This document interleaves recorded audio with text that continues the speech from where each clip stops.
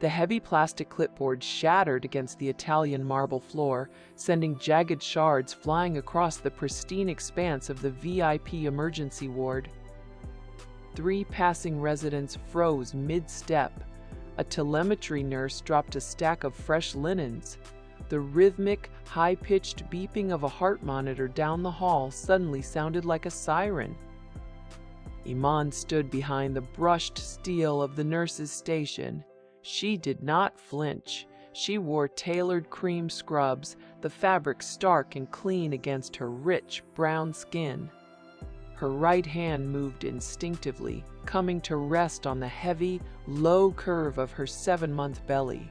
Elijah kicked hard against her palm, a tiny, fluttering protest beneath her ribs. Julian Vance stood on the opposite side of the counter. He wore a bespoke midnight charcoal suit. The dark wool swallowed the fluorescent lighting. His sharp fade caught the glare of the overhead surgical bulbs.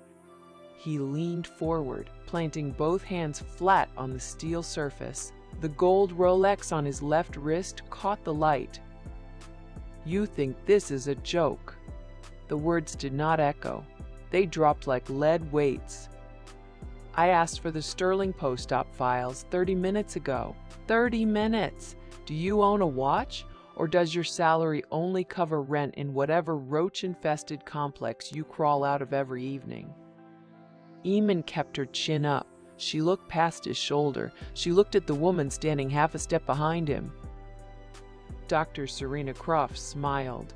Serena wore a crimson silk blouse buttoned low beneath her pristine white chief of medicine coat. The vibrant red mirrored the slick, glossy paint of her lips and the lacquered soles of her stilettos. Thick gold chain bracelets swallowed her forearms. They clanked together, a loud, brassy rattling sound, as she crossed her arms over her chest. She rested a manicured hand on Julian's dark sleeve. Her fingers traced the expensive wool. "Julian, baby, don't burst a blood vessel over the help." The ward held its breath. 6 other nurses stood at the periphery of the station.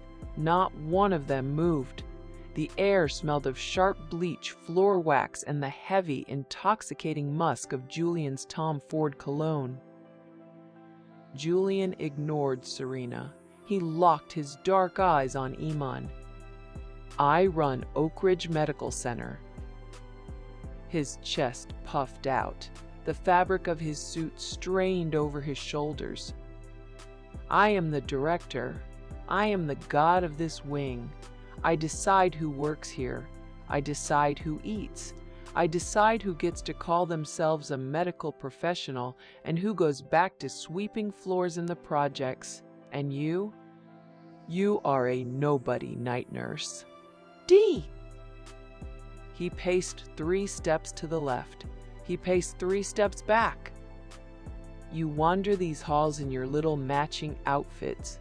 You drag your pregnant feet across my marble floors. You act like you have some kind of right to be here. You are nothing. A diversity statistic. A charity case pulling a paycheck from my budget." Iman did not speak. Her silence stretched out. It was a physical thing, thick and suffocating, wrapping around Julian's throat. Her dark eyes remained locked on his face. She breathed in through her nose. Her heartbeat settled into a slow, rhythmic drum against her ribs. Elijah rolled again, a heavy shift of weight. She pressed her fingers gently into the cream fabric of her scrubs, soothing him. Her lack of fear enraged Julian. The vein along his temple rose visible beneath his skin. Spit gathered at the corner of his mouth. "Are you deaf? I am speaking to you." He slammed his open palm against the steel counter. The sound cracked like a gunshot. "I built this department. I brought the elite of Atlanta through those glass doors. Billionaires trust me with their lives. Politicians beg for my private cell number. I disclosed on a $5 million penthouse in Buckhead. Do you even know what a penthouse looks like? No, you don't, because you are a parasite feeding off the scraps of my hospital. Serena laughed. The sound was high and sharp. Her gold jewelry rattled as she smoothed her red silk collar. She probably thinks she's untouchable because she's carrying some absent man's mistake, Serena said. Look at her, dragging that massive belly around my department. It's unseemly. Patients don't want to see that. It lowers the prestige of the entire floor. You look swollen. You look pathetic. 50 feet away, near the entrance of Trauma Bay 1, Marcus Thorne stood still.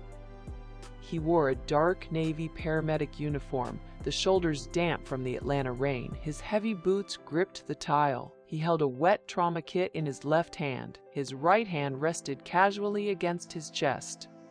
His thumb pressed a small rubberized button on the black plastic square clipped to his tactical vest. A tiny LED light on the tactical body camera flared green, then switched to a steady, blinking red. Ultra-high definition resolution, ultra-wide angle, audio recording active. Marcus said nothing. He watched the digital viewfinder on his shoulder mic confirm the recording. The lens pointed directly at Julian's face. It captured the dark suit. It captured the red blouse. It captured the gold Rolex and the scattered medical files on the floor. Julian stepped around the edge of the nurse's station. The physical space between him and Iman vanished. He invaded her air. He loomed over her, a dark shadow blocking the harsh fluorescent light. "Pick up the files." His voice dropped to a guttural hiss. Iman held her ground. Her chin remained parallel to the floor. The scent of his scotch-laced breath washed over her face. She blinked once, slowly, the way a lioness blinks at a frantic dog barking behind a fence. I said, "Pick up the files." "Julian," Serena purred, stepping up beside him. "Make her clean it up, or fire her. I need competent nurses in my ward, not pregnant whales who think they own the place. We have a dinner reservation in 30 minutes. Don't waste our evening on trash." Julian's jaw locked tight. His authority was unraveling in the face of Iman's silence. The spectators were watching. The residents were staring. The janitorial staff lingered near the elevators, their mops forgotten. He needed her to break. He needed her to cry. He needed her to beg for her job. "You will get on your knees." He pointed a manicured finger at the scattered papers on the floor.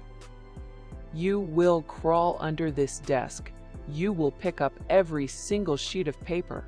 You will wipe the smudges off the plastic, and then you will hand it to Serena and apologize for being a miserable excuse for a nurse. If you do not do this right now, I will strip your credentials. I will blacklist you in the state of Georgia. You will never work in a medical facility again." Iman shifted her weight. She pulled her hand away from her belly. She rested both hands on the steel counter. Her dark eyes bored into his. She saw the sweat gathering on his upper lip. She saw the trembling insecurity vibrating in his manicured hands. She saw the stolen funds hanging around his wrist and standing in red silk beside him. She did not open her mouth. Julian snapped. He reached out. His large hand closed around the cream fabric of her shoulder. He gripped the material tight. He yanked her forward, away from the safety of the counter, and shoved her hard toward the scattered papers. The force of the push caught her off guard. Her sneakers slipped on the slick Italian marble. Gravity took over. Iman twisted her torso mid-fall. She threw her elbows out. She curled her body inward, desperate to protect the curve of her stomach. Her knees hit the ground first. The crack of bone against marble echoed down the long hallway. Her shoulder slammed into the floor. The edge of a plastic clipboard dug into her cheekbone. Pain flared up her leg, a hot, blinding flash of white agony that stole the breath from her lungs. She gasped. Her hand flew back to her belly. Elijah was still. The silence in the ward deepened. It turned toxic. The air froze in the vents.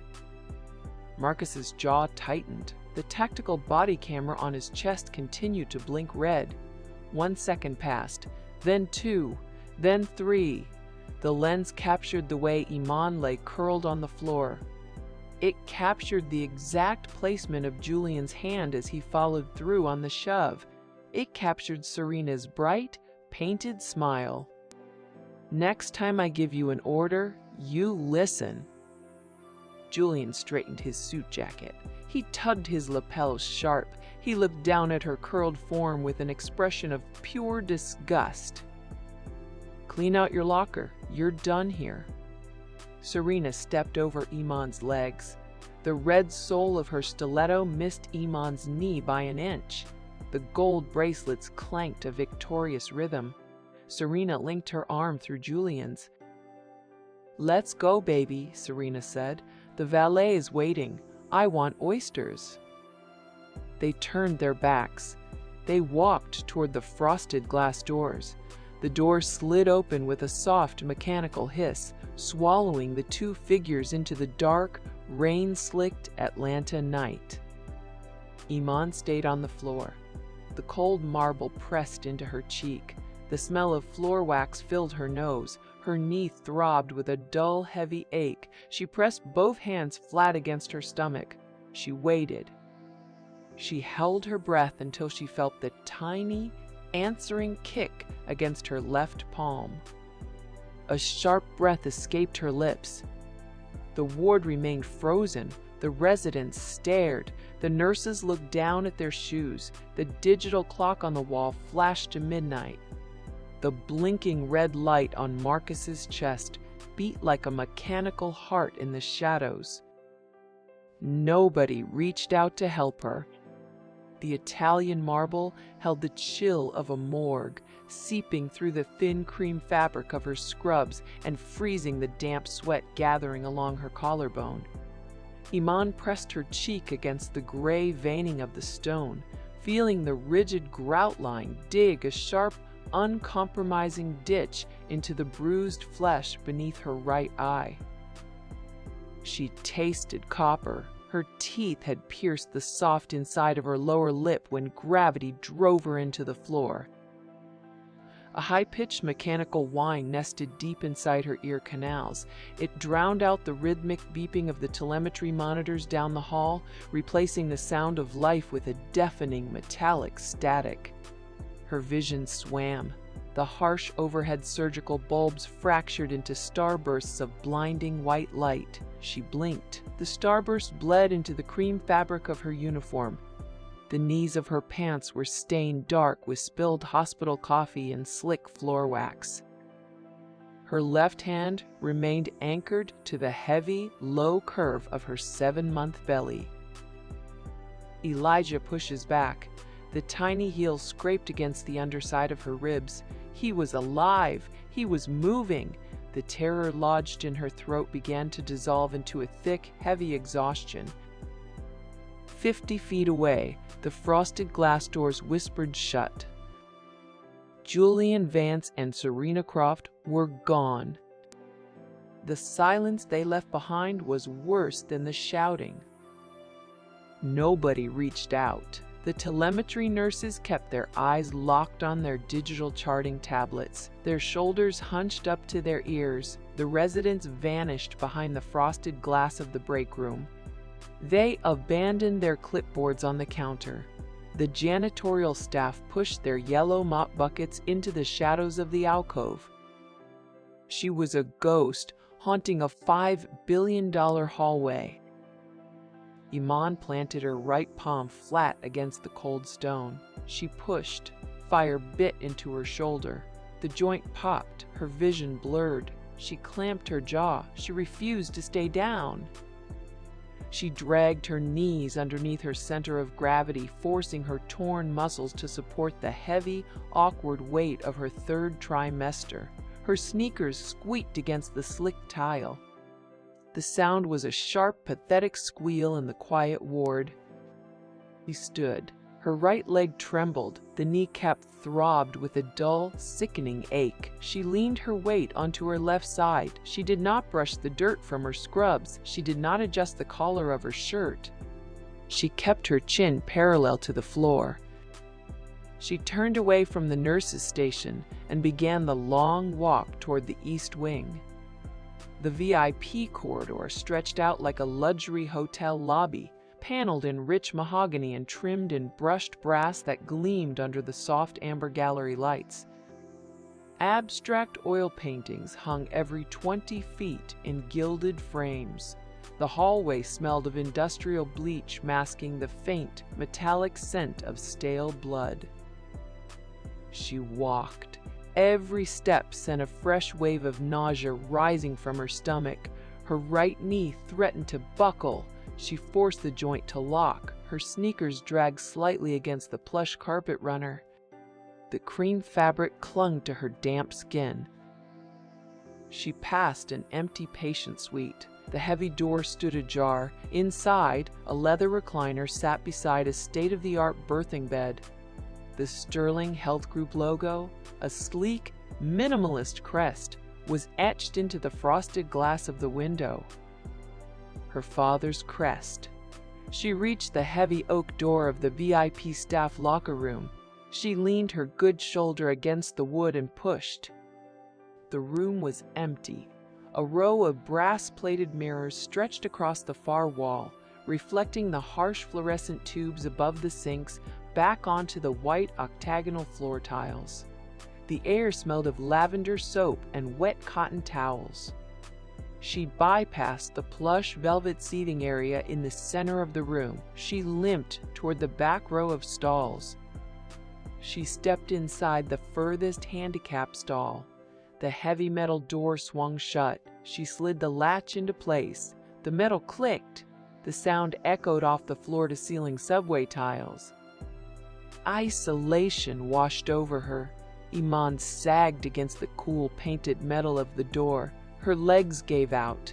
She slid down the surface until she hit the floor. She pulled her knees to her chest, making room for the heavy swell of her stomach. Both hands clamped over her belly.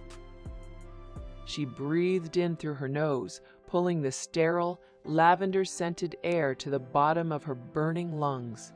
She held the breath for a count of 4. She exhaled slowly through her mouth. Elijah rolled again, a slow, heavy shift of weight that pushed back against the protective pressure of her palms. She closed her eyes. She pictured the tiny, fragile heartbeat pounding away in the dark sanctuary of her womb, oblivious to the cruelty waiting for him on the outside. She had hidden her lineage to protect him from the vultures in her father's boardroom, desperate to build a life insulated from the toxic influence of immense wealth. She had wanted him born to a mother who earned her own keep, who scrubbed her own floors, who wore the cream scrubs of a night nurse with unshakable pride. Julian Vance had taken that delusion from her. He had shoved her to the floor. He had threatened the life of her son over a stack of scattered post-op files.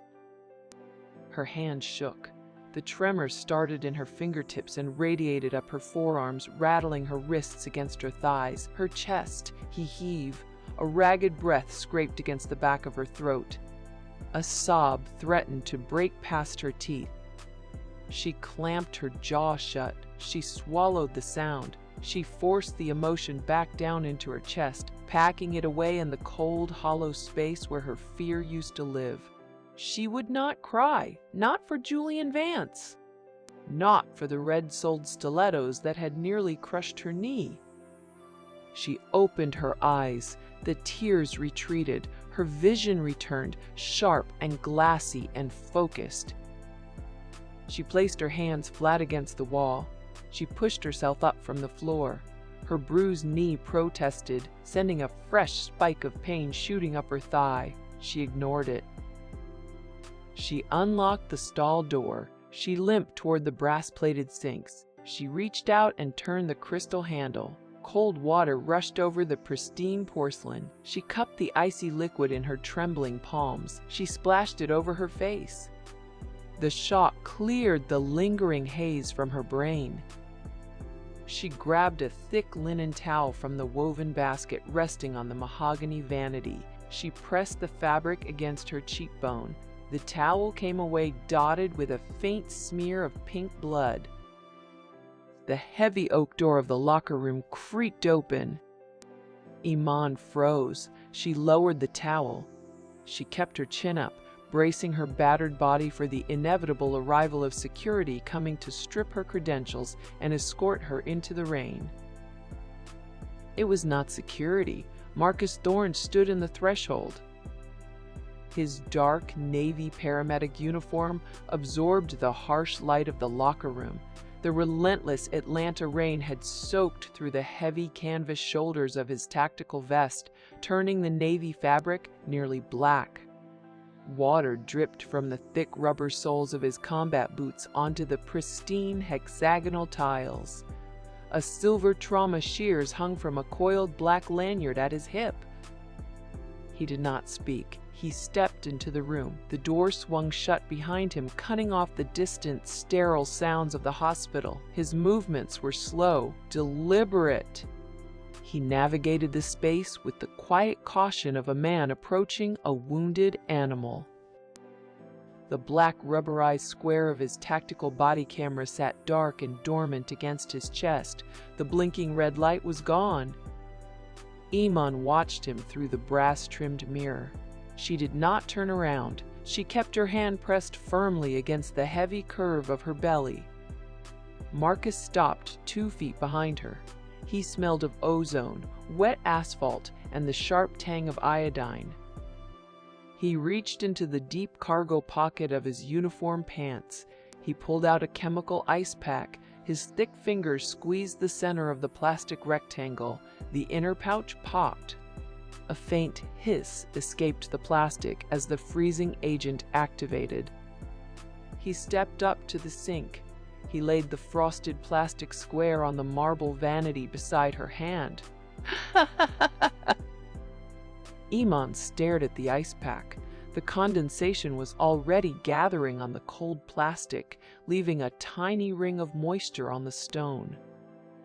She looked up at Marcus's reflection in the glass. His dark eyes held no pity. Pity was a useless emotion. Pity fixed nothing. His eyes held the heavy, silent recognition of a soldier who had just witnessed an execution. He knew what she had survived. He knew what Julian Vance was. Marcus reached into the breast pocket of his tactical vest. He produced a small, matte black business card. He slid it across the marble countertop. The card stopped a fraction of an inch from her fingers. He tapped the card once with his index finger. He turned around. His heavy boots thudded against the tile, tracking rainwater back toward the exit. He pushed the heavy oak door open. He stepped out into the hallway. The latch clicked into place, sealing her inside the quiet room once again. Iman picked up the ice pack. She pressed the freezing plastic against the swelling contusion on her cheekbone, the sharp cold bit into her skin, numbing the throbbing ache radiating from her eye socket. She lowered her left hand from her belly. She picked up the matte black card with her free fingers. The card was heavy. The cardstock felt thick and expensive. It was blank on the front. No hospital logo, no medical insignia, no name. She flipped it over. A single 10-digit phone number was printed in stark white ink across the center of the dark paper. There was no name attached to the digits. There was no explanation. The silence in the locker room stretched out, settling heavy and thick in the space between the brass mirrors. The ambient hum of the overhead HVAC unit kicked on, blowing a steady stream of cool air over her damp skin. Eamon slipped the card into the front pocket of her cream scrubs. She pressed her hand flat against her stomach one last time. Elijah was quiet now, lulled back into a peaceful rhythm by the steady, unyielding beat of her heart. Julian Vance thought he had buried a nameless night nurse. He thought his bespoke suits and his stolen $5 million penthouse made him a god. He thought the marble beneath her knees belonged to him. Iman stared at her bruised reflection in the glass. She lowered the ice pack. The game was over. She owned the hospital. Across town, a different reality unfolded.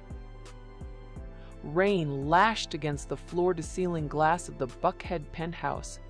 The storm hammered the panoramic view of the Atlanta skyline, blurring the neon grid of the city into streaks of liquid gold. Inside, the climate control hummed a silent 71 degrees.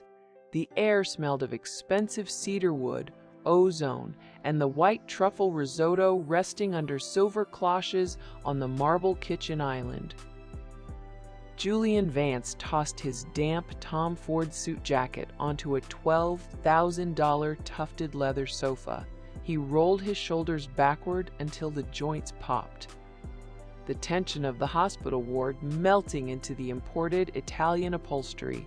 He loosened his silk tie. He unbuttoned his collar.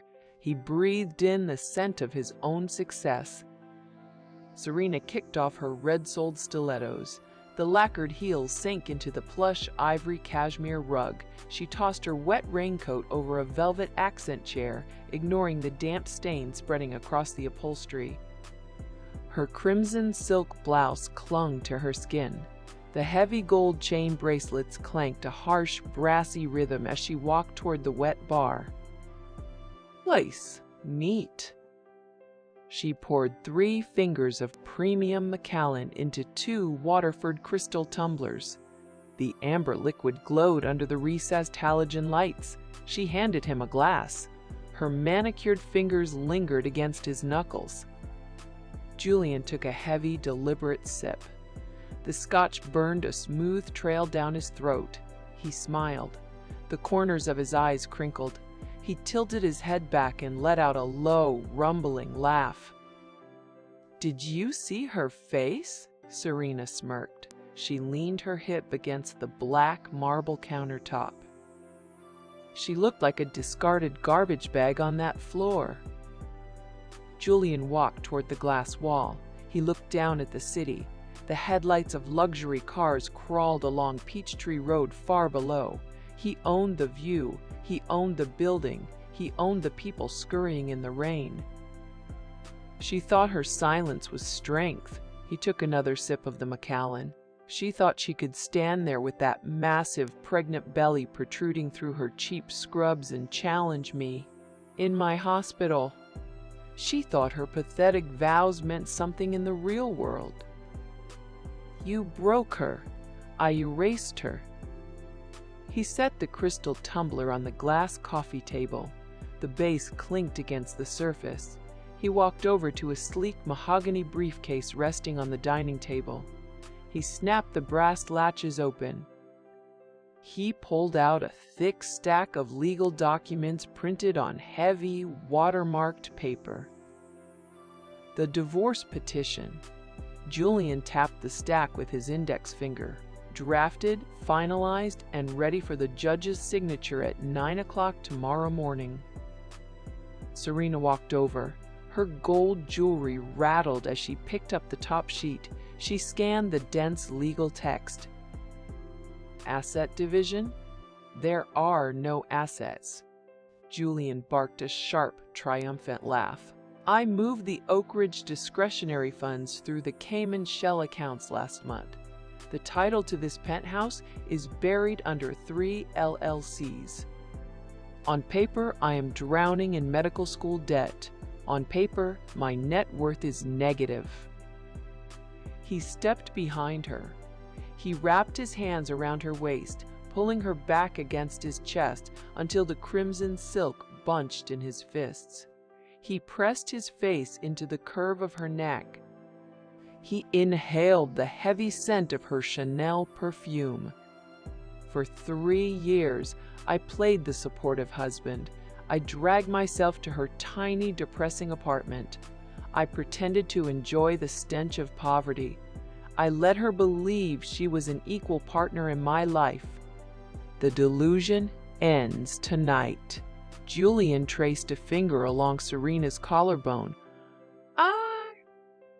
I routed her paychecks into a joint account she cannot access without my physical signature. Her credit cards will decline by sunrise. The lease on her compact car expires next week, and I canceled the renewal. She gets nothing. No alimony, no settlement, no house. Serena turned in his arms. She pressed her palms flat against his chest. She looked up into his eyes. And the baby? Julian's jaw tightened. A dark, vicious gleam sparked in his eyes. I filed an emergency ex parte order for sole custody.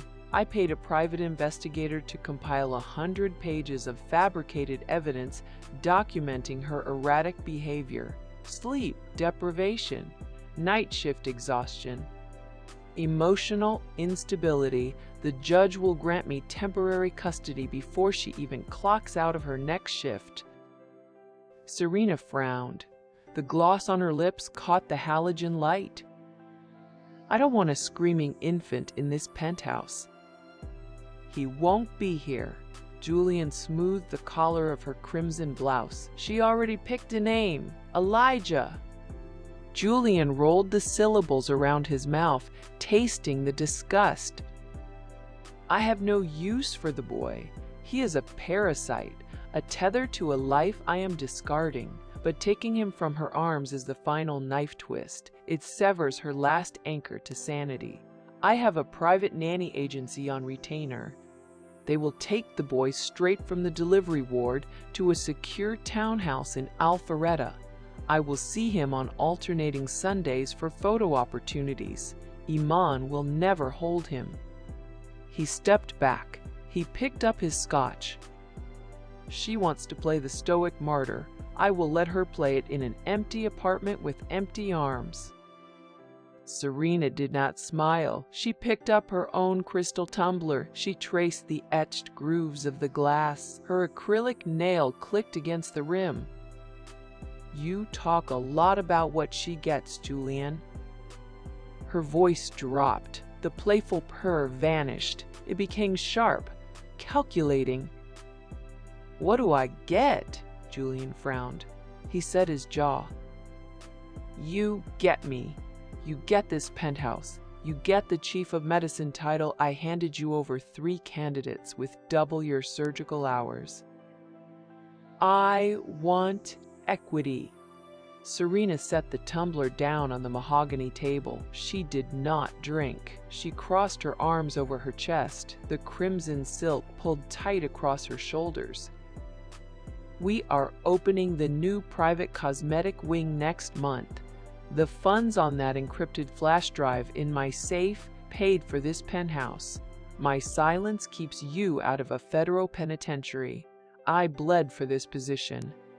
I smiled for the board members. I wore the right clothes and kissed the right rings. I will not be a footnote in your divorce proceedings. She stepped closer. I want 30% ownership of the Oak Ridge Annex, and I want my name on the deed to this property. Julian's eyes narrowed. The vein along his temple pulsed.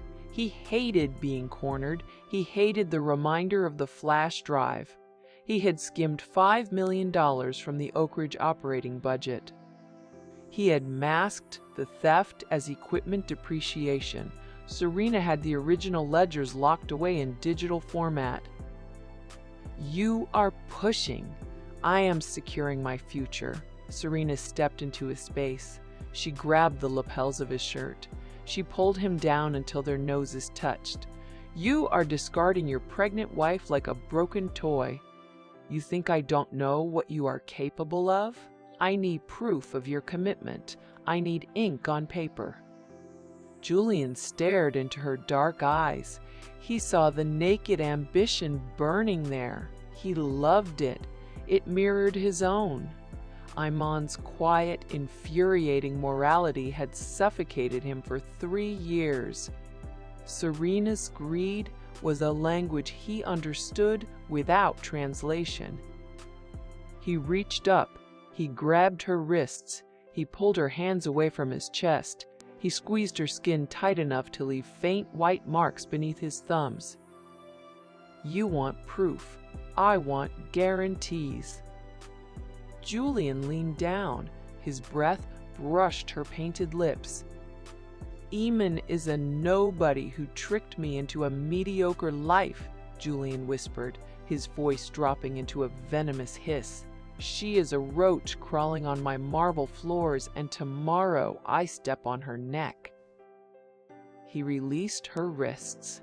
Turning his back to the bar, he walked toward the floor-to-ceiling windows overlooking the glowing skyline. "The equity transfer will be drafted by noon. You get your 30%. You get the deed. You get the ring the second the ink dries on my divorce decree." Serena watched his back. A slow, victorious smile spread across her face. The gold chains on her wrists settled against her skin. "Julian!" Her voice softened. The sharp, demanding edge melted away. It became honeyed, vulnerable. He turned around. The annoyance on his face shifted to confusion. Serena placed both hands flat against her lower abdomen. She mirrored the exact protective gesture Eamon had used in the ward. She tilted her chin down. She looked at him through her lashes. "I need the deed in my name for a reason." Julian froze. The Waterford crystal tumbler in his hand stopped halfway to his mouth. "What are you saying? I missed my cycle."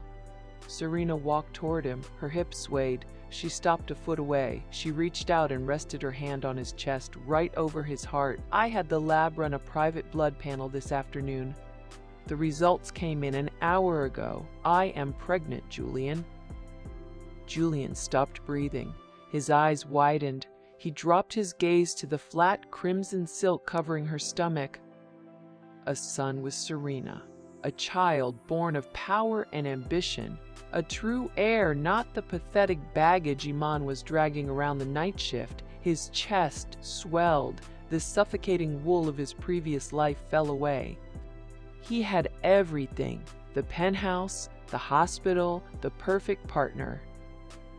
"A baby! Our baby!" Serena smiled. She ran her hand down the lapel of his tailored shirt. "We are going to rule this city." Julian wrapped his arms around her waist. He spun her in a tight circle. A genuine, unhinged laugh erupted from his throat. He set her down on the ivory cashmere rug.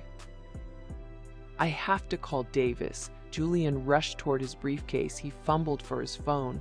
"I have to greenlight the filings right now. No more waiting. No more delays. Tomorrow morning, Oak Ridge Medical Center belongs to us." Julian turned his back to dial the number. He pressed the phone to his ear. He paced toward the kitchen island, his voice booming as he barked orders at his senior attorney. Serena stood by the wet bar. She watched his reflection in the glass window. She reached out and wrapped her fingers around her neglected tumbler of Macallan. She raised the crystal glass to her glossy lips. She tilted her head back. She swallowed the scotch. The amber liquid vanished. She set the empty glass back on the marble. "Davis, wake up!" Julian leaned his hands flat against the cold granite of the kitchen island. "File it, all of it, the divorce petition, the asset freeze, the ex parte custody order. I want her locked out of the joint accounts by 6 o'clock in the morning." Julian listened to the tinny voice of the lawyer on the other end. He sneered. "I don't care if it's aggressive. I pay you $1,000 an hour to be aggressive. I want her sleeping in a shelter by tomorrow night. She has no resources. She has no family. She has nothing to fight us with."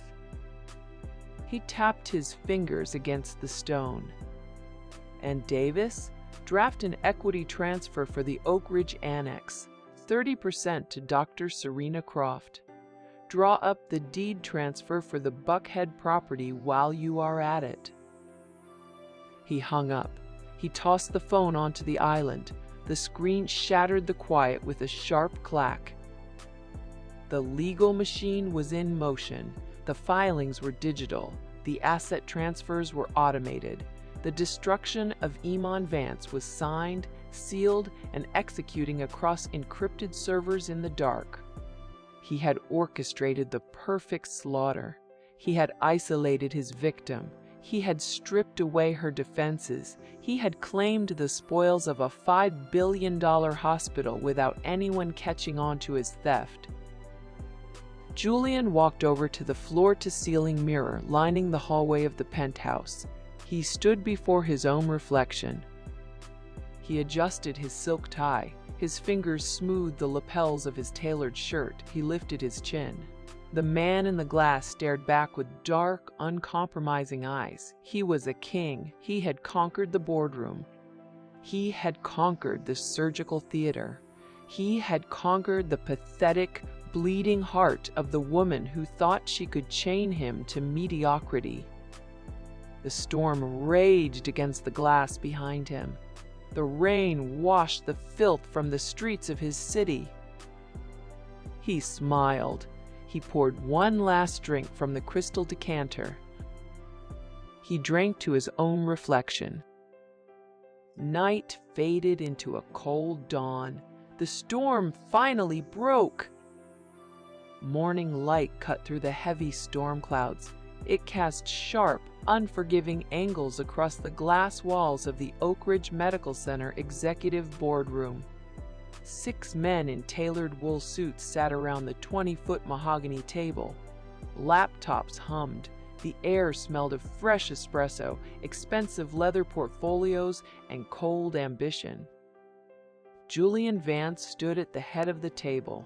He wore a fresh, bespoke charcoal suit. A new silver tie rested flat against his chest. He stared down at the sprawling Atlanta skyline through the floor-to-ceiling windows. The city looked clean. The rain had washed the filth into the gutters. "The joint accounts are locked," Davis said. The senior attorney did not look up from his glowing screen. His manicured fingers flew across the keyboard. "We routed the remaining household capital into the Cayman Shell LLCs before midnight. Her checking account holds $4. Her credit limits are zeroed out across all 4 major institutions. The hospital payroll department diverted her upcoming deposit to an escrow account." Julian traced the rim of his porcelain espresso cup. "And the custody petition?" "Filed," Davis said, sliding a thick ledger across the mahogany.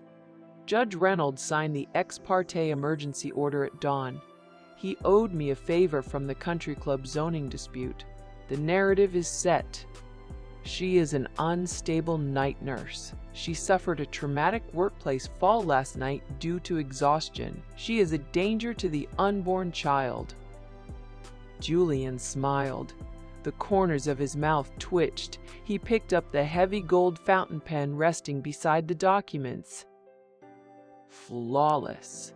He signed his name on the final asset forfeiture page. The black ink bled into the heavy watermarked paper. He had built an inescapable legal cage overnight. He had weaponized the justice system to crush a pregnant woman. He looked toward the frosted glass doors of the boardroom. He stepped out into the carpeted hallway. He walked down the corridor toward the VIP ward. He stopped 50 feet from the staff locker room. The heavy oak door stood closed. He knew she was inside packing her cheap bag. His hand flexed at his side. He could cancel the court filings right now. He could turn around and let her stay. He took half a step toward the wood.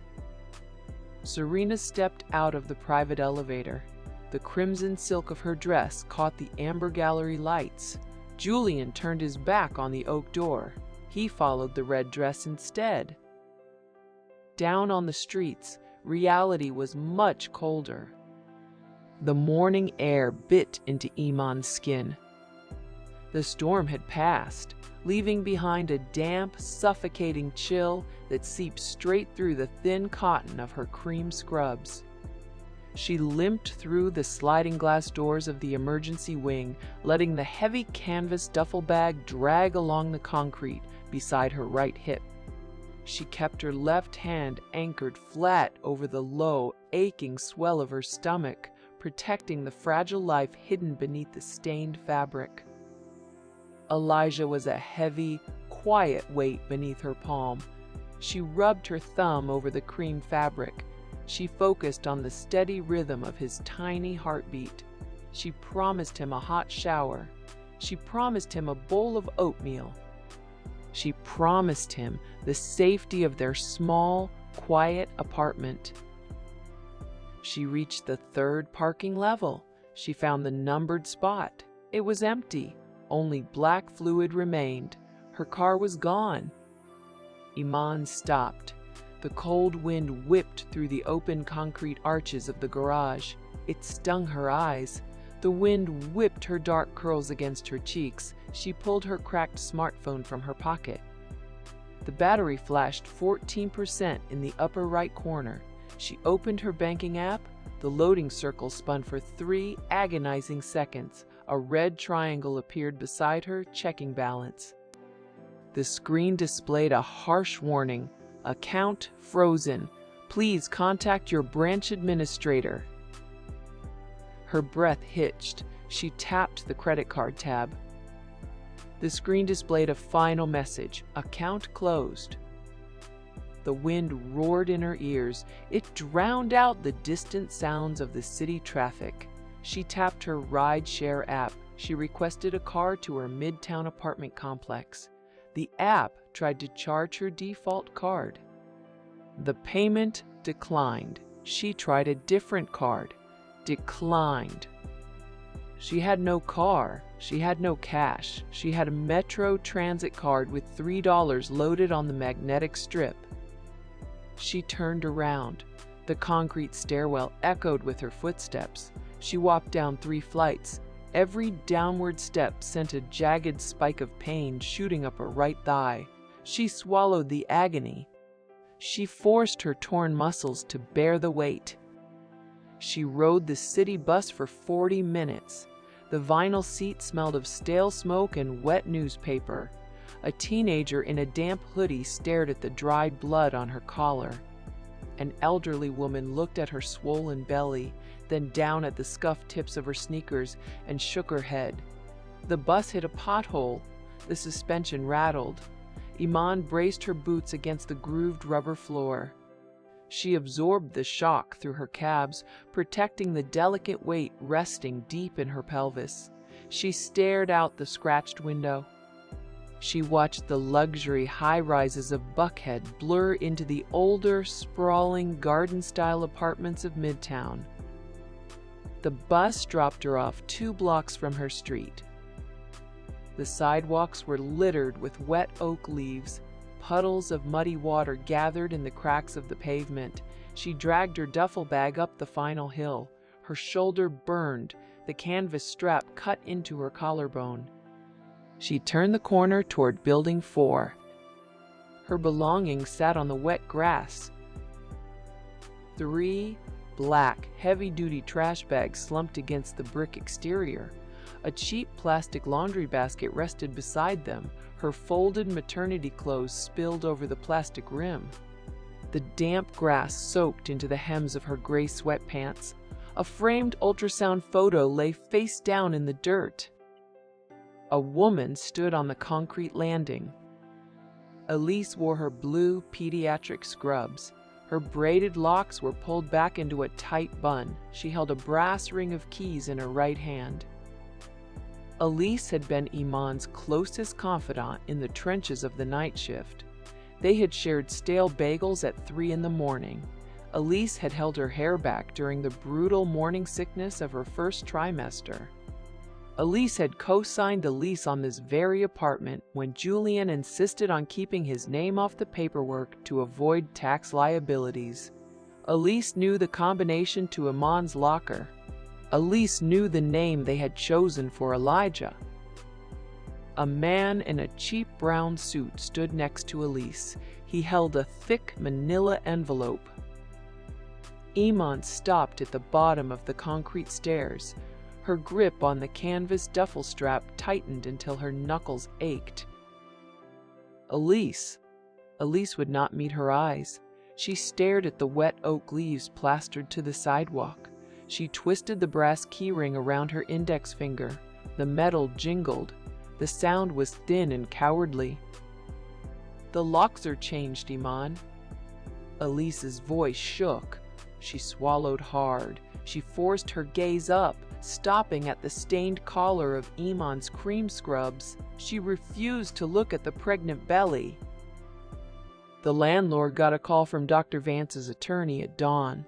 Julian paid the lease break fee in cash. He terminated the contract. Iman stepped onto the first stair.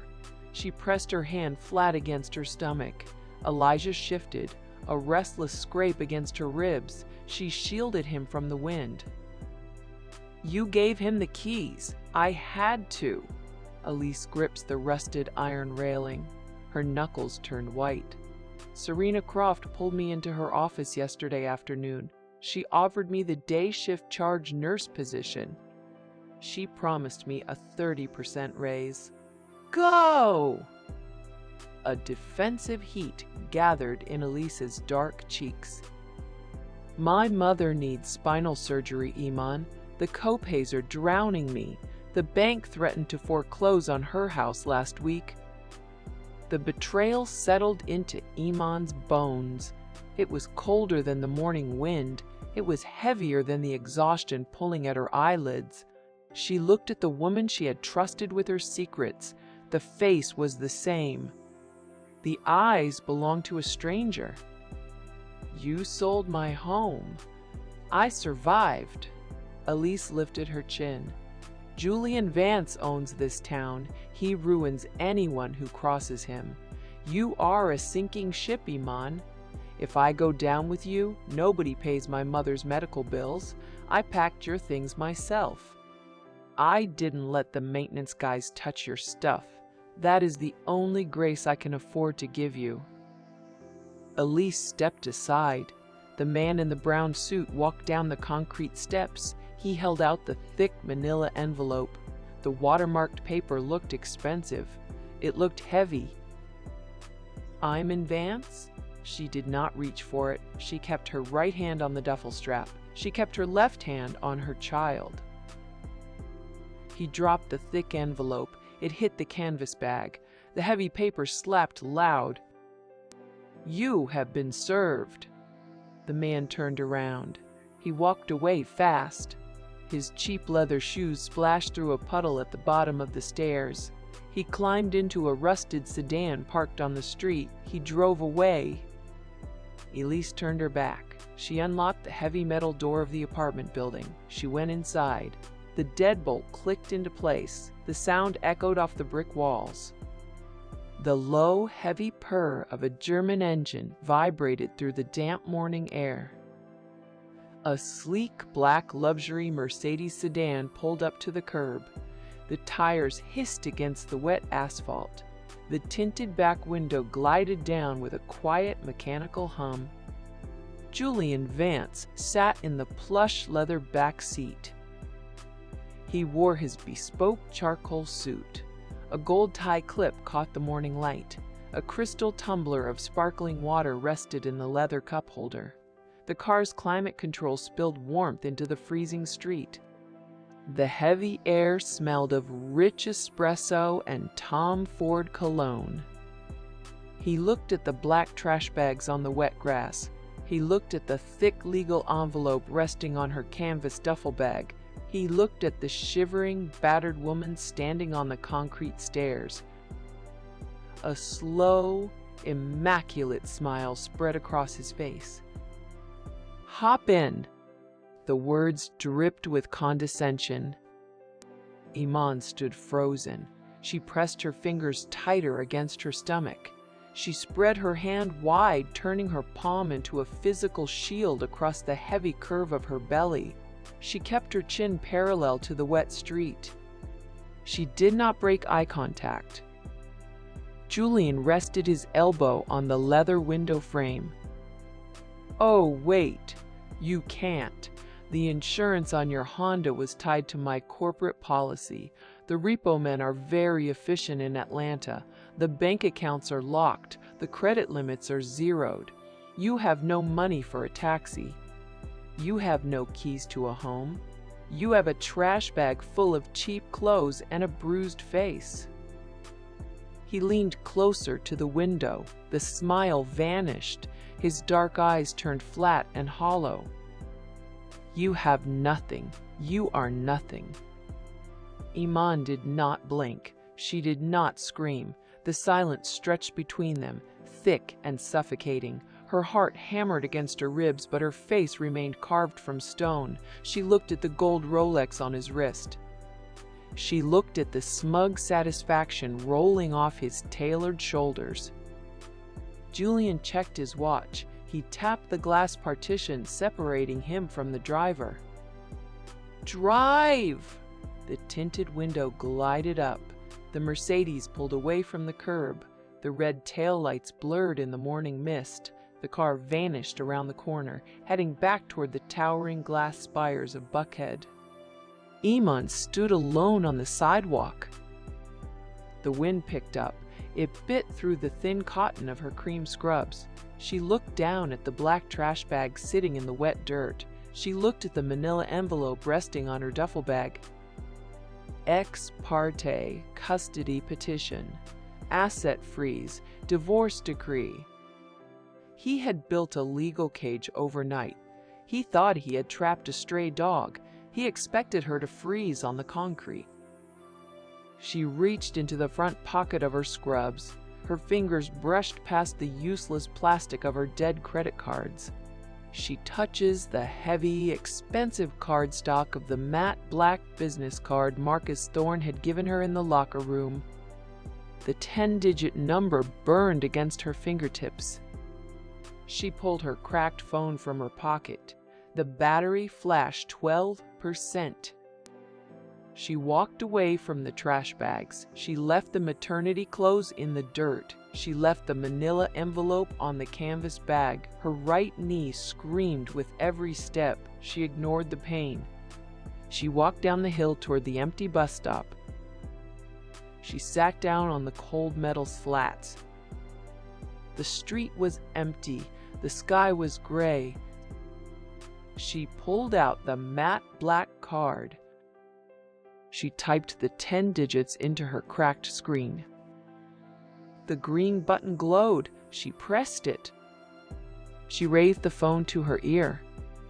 She listened to the rings. The line clicked open. A heavy, digitized silence filled the earpiece. Iman opened her mouth to speak. The words died in the back of her throat. A jagged knife of pain ripped through her lower spine.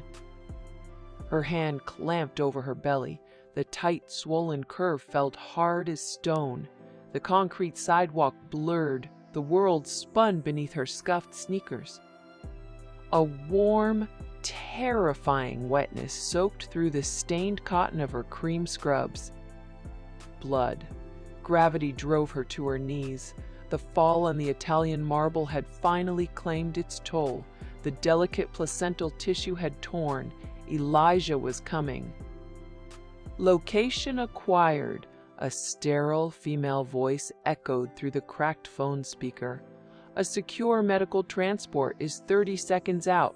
Breathe. The phone slipped from her fingers. It shattered against the wet pavement. She slumped against the freezing metal bars of the bus stop. A matte black Mercedes Sprinter van slid up to the curb. No sirens wailed, no flashing lights painted the gray morning. Two figures in charcoal tactical uniforms stepped out into the mist. They did not ask for her insurance card. They did not ask for her name. They lifted her onto a collapsible titanium stretcher. The van smelled of ozone and fresh, sterile packaging. An IV needle bit into the back of her hand. Cold saline rushed up her forearm. The tactical medic pressed his thick fingers against the taut skin of her abdomen. "Fetal heart rate is dropping," the medic said. He looked at the driver. "Placental abruption. We are bypassing triage. Take us straight to the private surgical suite." The black van sped through the streets. Sirens remained silent. Oak Ridge Medical Center. The heavy steel doors of the underground VIP loading dock parted with a mechanical hiss.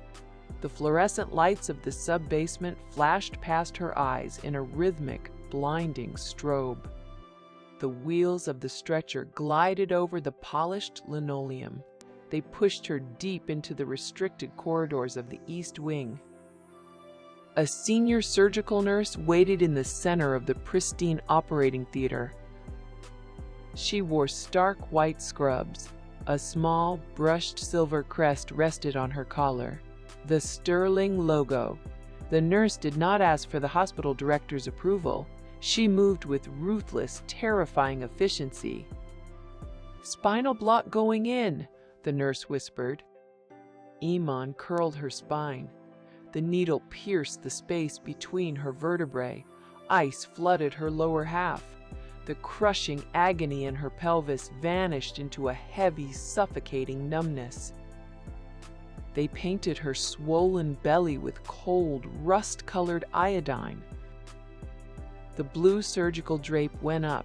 It blocked her view of the scalpel. Iman kept her chin up. She stared at the brushed steel ceiling tiles. Her left hand lay strapped to the padded armboard. Her right hand remained free. She rested it against her collarbone, waiting for the weight of her son. The pressure began. A brutal pulling sensation tugged deep inside her numb torso. The telemetry monitors beeped a frantic, erratic warning. The suction machine hissed. The sharp tang of cauterized tissue filled her nose, masking the sterile scent of the iodine. Time of birth, 14 minutes past 8 in the morning. A cry broke the sterile silence. It was not a loud wail, it was a wet, reedy scrape against the cold, filtered air of the operating room. Iman's breath caught in her throat. The white-clad nurse wrapped the tiny, thrashing limbs in a heated, sterile towel. She stepped around the surgical drape. She lowered the bundle onto Iman's bare chest. Elijah. He weighed nothing.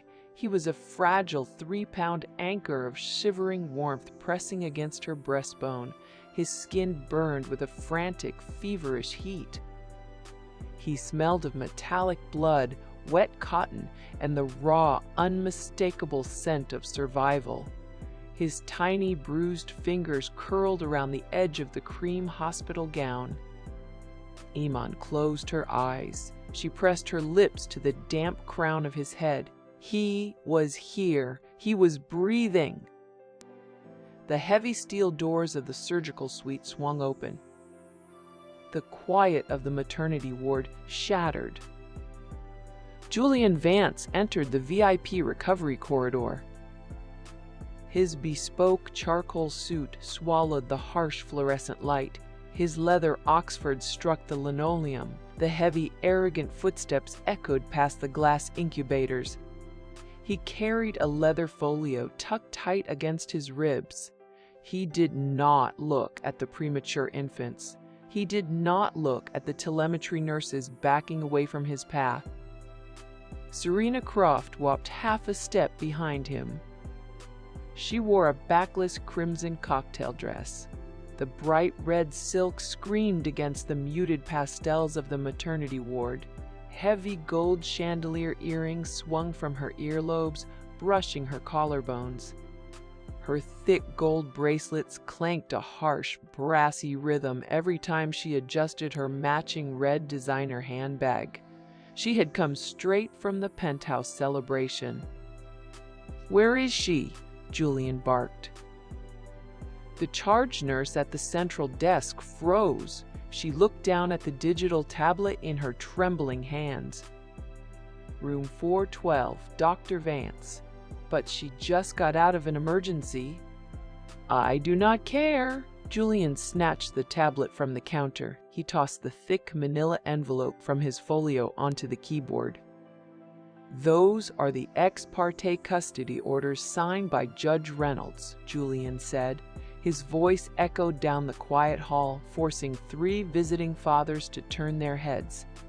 "The infant is to be surrendered to state protective custody pending transfer to my private agency. The mother is barred from physical contact. If she attempts to touch the child, call hospital security and have her arrested for trespassing." Serena laughed. She leaned her hip against the nurse's station. She crossed her long legs. The red stiletto heel scuffed the pristine white baseboard. "Make sure you assign a guard to the door," Serena told the terrified charge nurse. "She has a history of erratic outbursts. We wouldn't want her damaging hospital property on her way out." Julian walked down the corridor. The air grew colder. The heavy musk of his Tom Ford cologne overpowered the faint smell of baby powder and sanitizing wipes.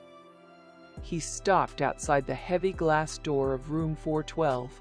Through the half-drawn blinds, he watched Iman rock the fragile, blanket-wrapped infant in the dim light. He did not reach for the brass handle. Serena called his name from the elevator bank, and he turned his back on his son. Inside the dim room, the silence weighed heavy. Iman sat propped against the elevated pillows of the recovery bed. She wore a fresh cream gown. The fabric felt soft against her bruised shoulders. The IV line pulsed a steady rhythm of saline and pain medication into her battered vein. She held Elijah against her heart. "Oh!" His tiny chest rose and fell in a rapid, fluttering beat. The neonatal nurse in the stark white scrub stood in the corner. The nurse said nothing. She did not enforce the custody orders resting on the front desk. She merely stepped forward, pulled the window blind shut, and returned to the shadows. She stood with her hands folded behind her back, a silent sentinel guarding the chairman's bloodline. Iman stared at the closed blinds. "Oh!" Julian had been right there. She had seen the dark wool of his suit through the frosted slats. She had seen him look at the son he had nearly killed. She had seen him walk away. He had taken her keys. He had taken her money. He had frozen her accounts and stripped her dignity in front of the entire emergency department. He had forced her out into the freezing rain, triggering the agonizing premature birth of the tiny life currently shivering in her arms.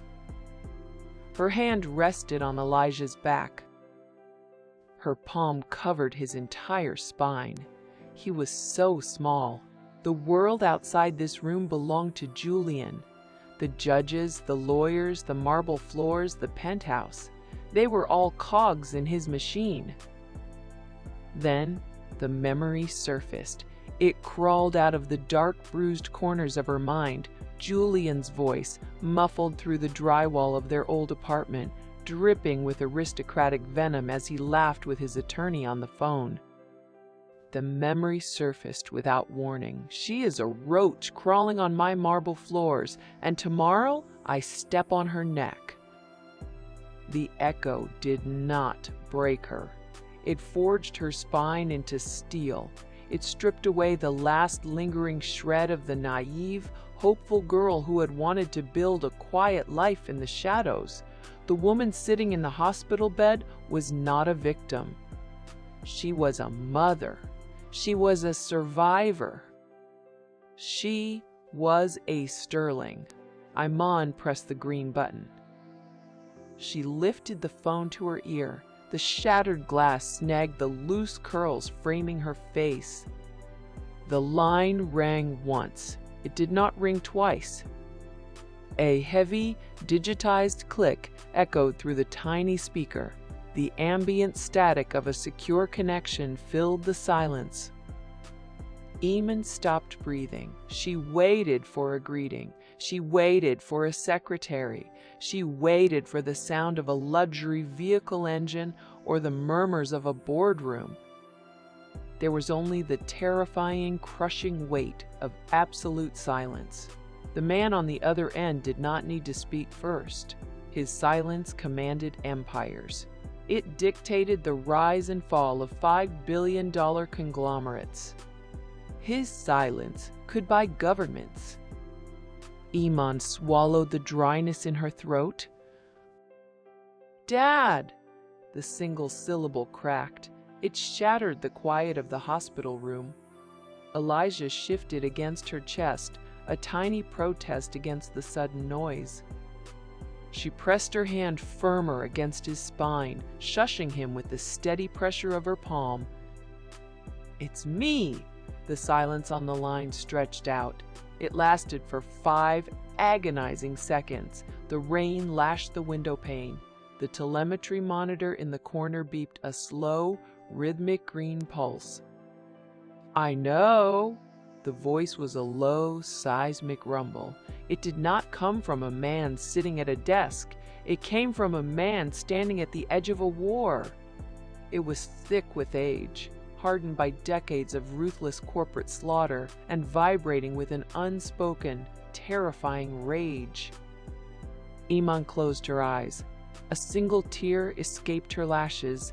It tracked down her bruised cheek, stinging the purple flesh where the marble had broken her skin. "I was wrong." Her voice barely rose above a whisper.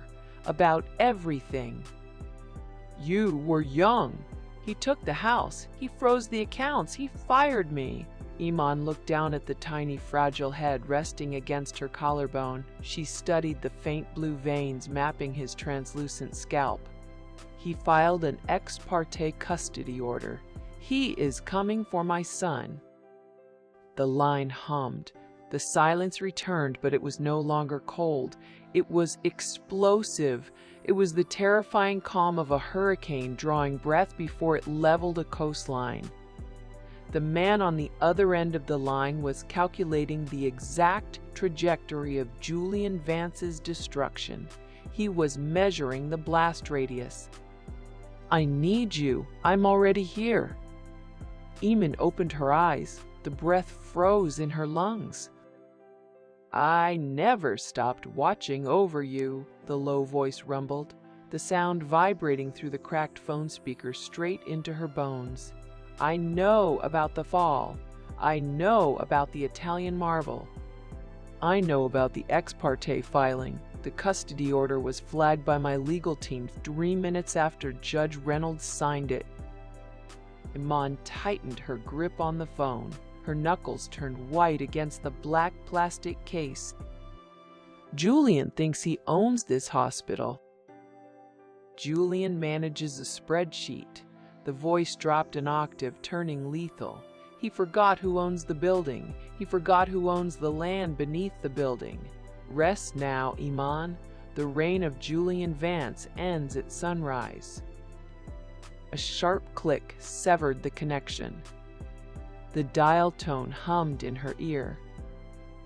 Eamon lowered the phone. She set the cracked device back onto the faux wood tray table. The screen flickered, flashed a low battery warning, and died. The screen faded to black.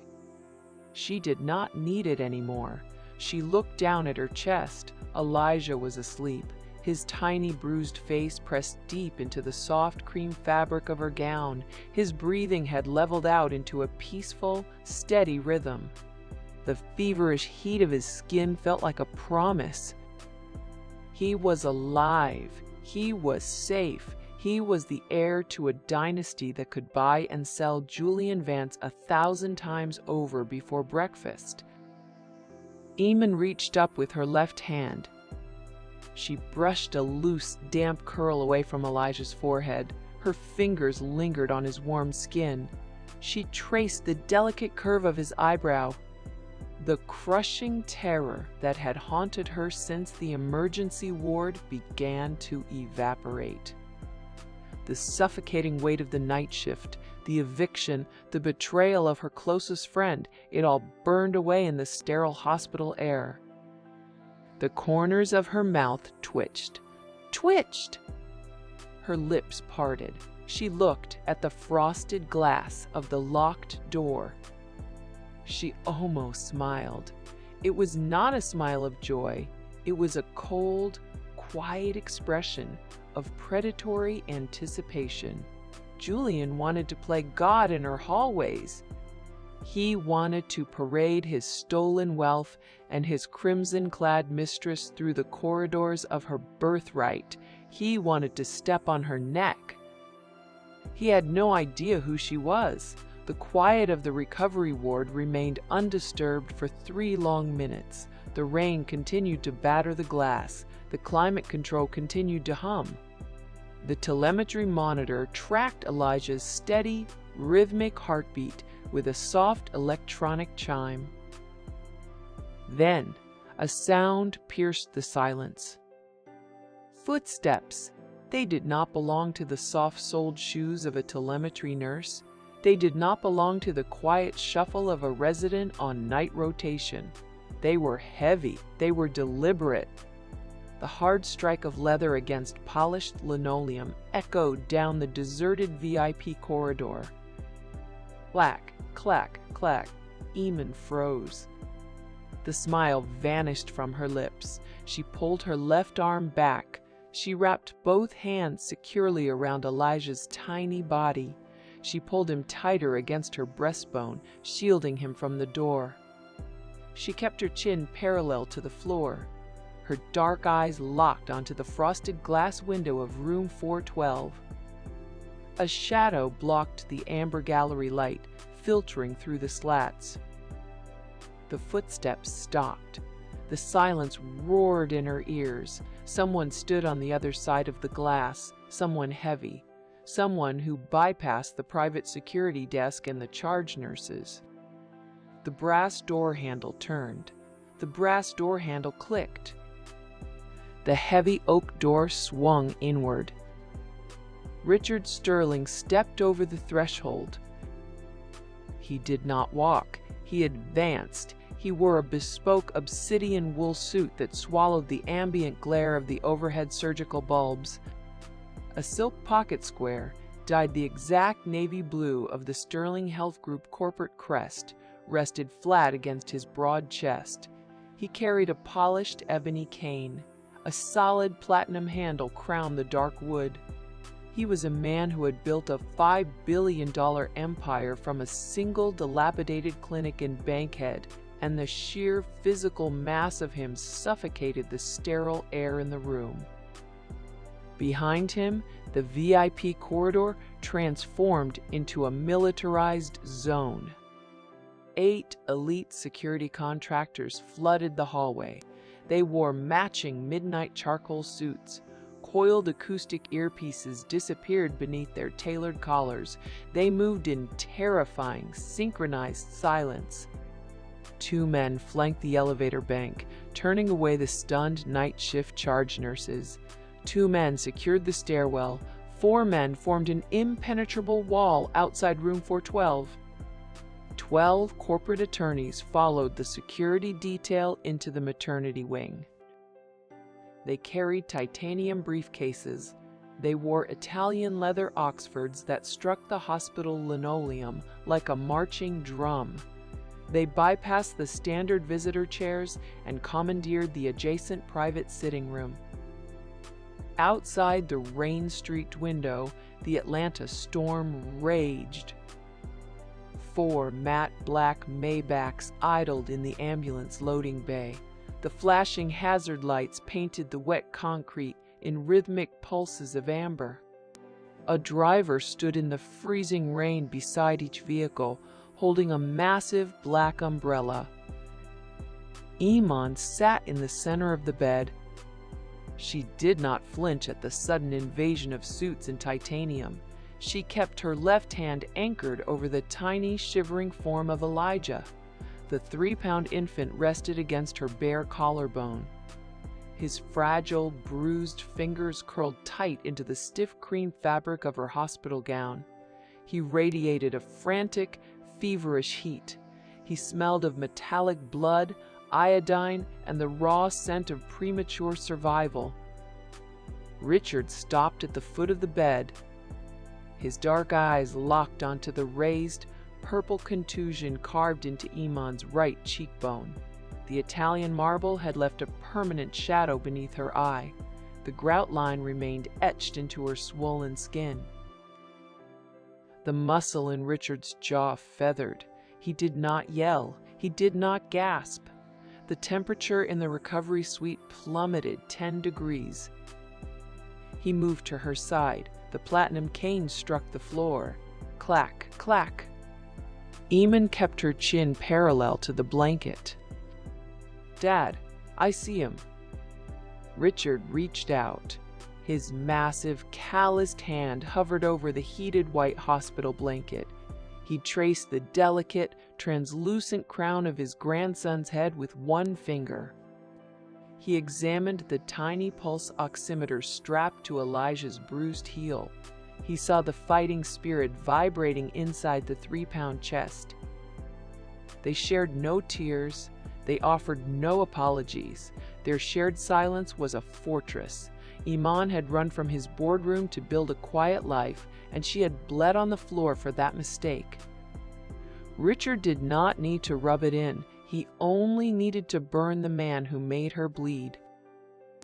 Richard turned his head a fraction of an inch toward the sitting area. "Lock the perimeter. Tear him down." The sterile recovery room exploded into calculated, ruthless action. The 12 attorneys snapped the brass latches of their titanium briefcases. Sleek black laptops illuminated the dim space. The room filled with the rapid, unrelenting clatter of manicured fingers striking keys. It was the sound of a $5 billion corporate machine going to war. Julian Vance's Tame & Shell LLCs are isolated. A senior attorney in a slate gray suit did not look up from his glowing screen. Initiating corporate clawback protocol. The $5 million embezzled from the Oak Ridge Annex is frozen, reverting the stolen capital to the Sterling Central Trust. Divorce petition intercepted. A second attorney pressed a heavy, secure satellite phone to his ear. "Judge Reynolds is on the line. I informed him of the impending federal wire fraud indictment against Julian. The judge is vacating the ex parte custody order right now. He is issuing an apology to the board." Iman stroked the tiny, sharp ridges of Elijah's spine. "The Buckhead penthouse transaction is nullified." A female attorney in a sharp navy blazer adjusted her glasses. Julian Vance used Oak Ridge discretionary funds for the down payment. "The property is now listed as a seized corporate asset. The deed transfer to a Dr. Serena Croft has been blocked and flagged for criminal review." Iman listened to the digital execution of her husband's life. The fear that had choked her in the morning rain evaporated. The financial cage Julian had built around her was dissolving into dust.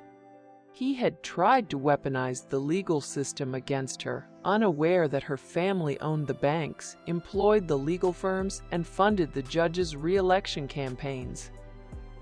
The head of security stepped into the doorway.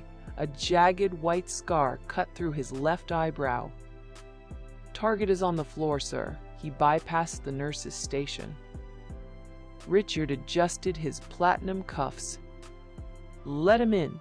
Julian Vance did not knock. He shoved the heavy glass door wide open. It hit the rubber wall stopper with a loud, hollow thud that shook the window blinds.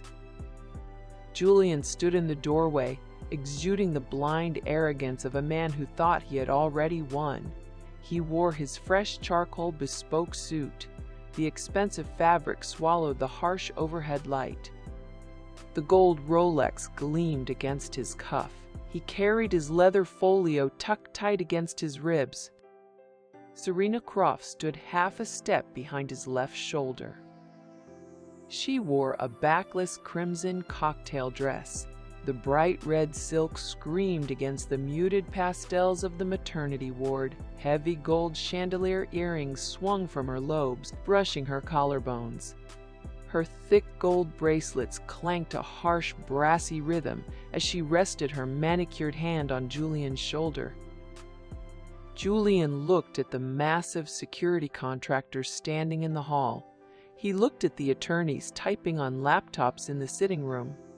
He looked at the giant of a man leaning on a platinum-handled cane beside the hospital bed. Julian threw his head back. He laughed. The sound was loud, arrogant, and pathetic. It bounced off the sterile walls and died in the silent room. "What is this?" Julian walked 3 steps into the room, puffing his chest out. "Did you find a pro bono legal clinic on your bus ride, or did you hire a community theater troupe to intimidate me?" Julian paced to the edge of the bed.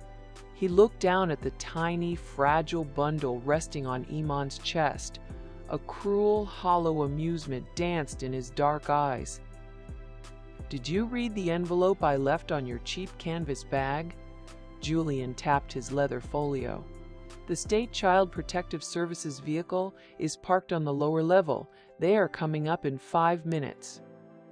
I hired a private nanny agency in Alpharetta. You will never see Elijah again. I will see him on alternating Sundays for photo opportunities. You will spend the rest of your life sweeping floors and wondering what he looks like." Serena rattled her gold bracelets. She crossed her arms over her chest, stepping out from behind his shadow. She rested her manicured hands flat against her stomach, mocking the protective posture Iman had held in the emergency ward. "Julian, call hospital security and have these actors removed." Serena stared at the attorneys. "I am carrying the real future of this hospital. I will not have my child exposed to this pathetic, stressful environment. Have her escorted to the street before the morning shift change. I have a caterer meeting at my penthouse at noon." Iman did not speak. She smoothed the heated blanket over Elijah's bruised heel. She protected the tiny pulse oximeter strapped to his fragile skin. She let the silence stretch. She let Julian and Serena choke on their own blind arrogance.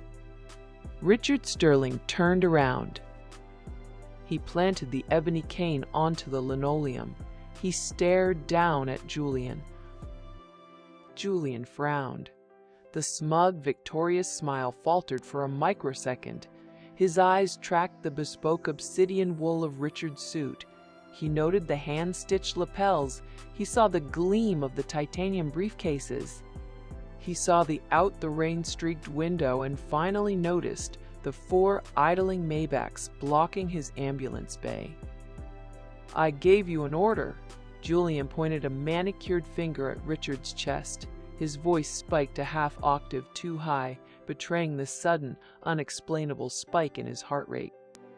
"You have exactly 3 seconds to pack up your little laptops and vacate my hospital, or I will have you all arrested for trespassing and harassment." "Your hospital?" Richard stepped forward. The sheer physical mass of the man eclipsed the overhead surgical bulbs. "Yes, mine." Julian stood his ground, though his chin tipped up to meet Richard's gaze. I built this wing. I bring in the elite. My name is on the director's door." Richard reached out. He pulled a heavy, watermarked document from the nearest attorney's hand. He dropped it onto the rolling faux wood tray table. It landed on top of Iman's shattered smartphone with a heavy slap. "You thought you owned this hospital, Julian, but you merely manage it for my daughter, and as of this exact second, you are both terminated." The words dropped like anvils. Julian stared at the document. The Sterling Health Group crest was embossed in heavy gold ink at the top of the page.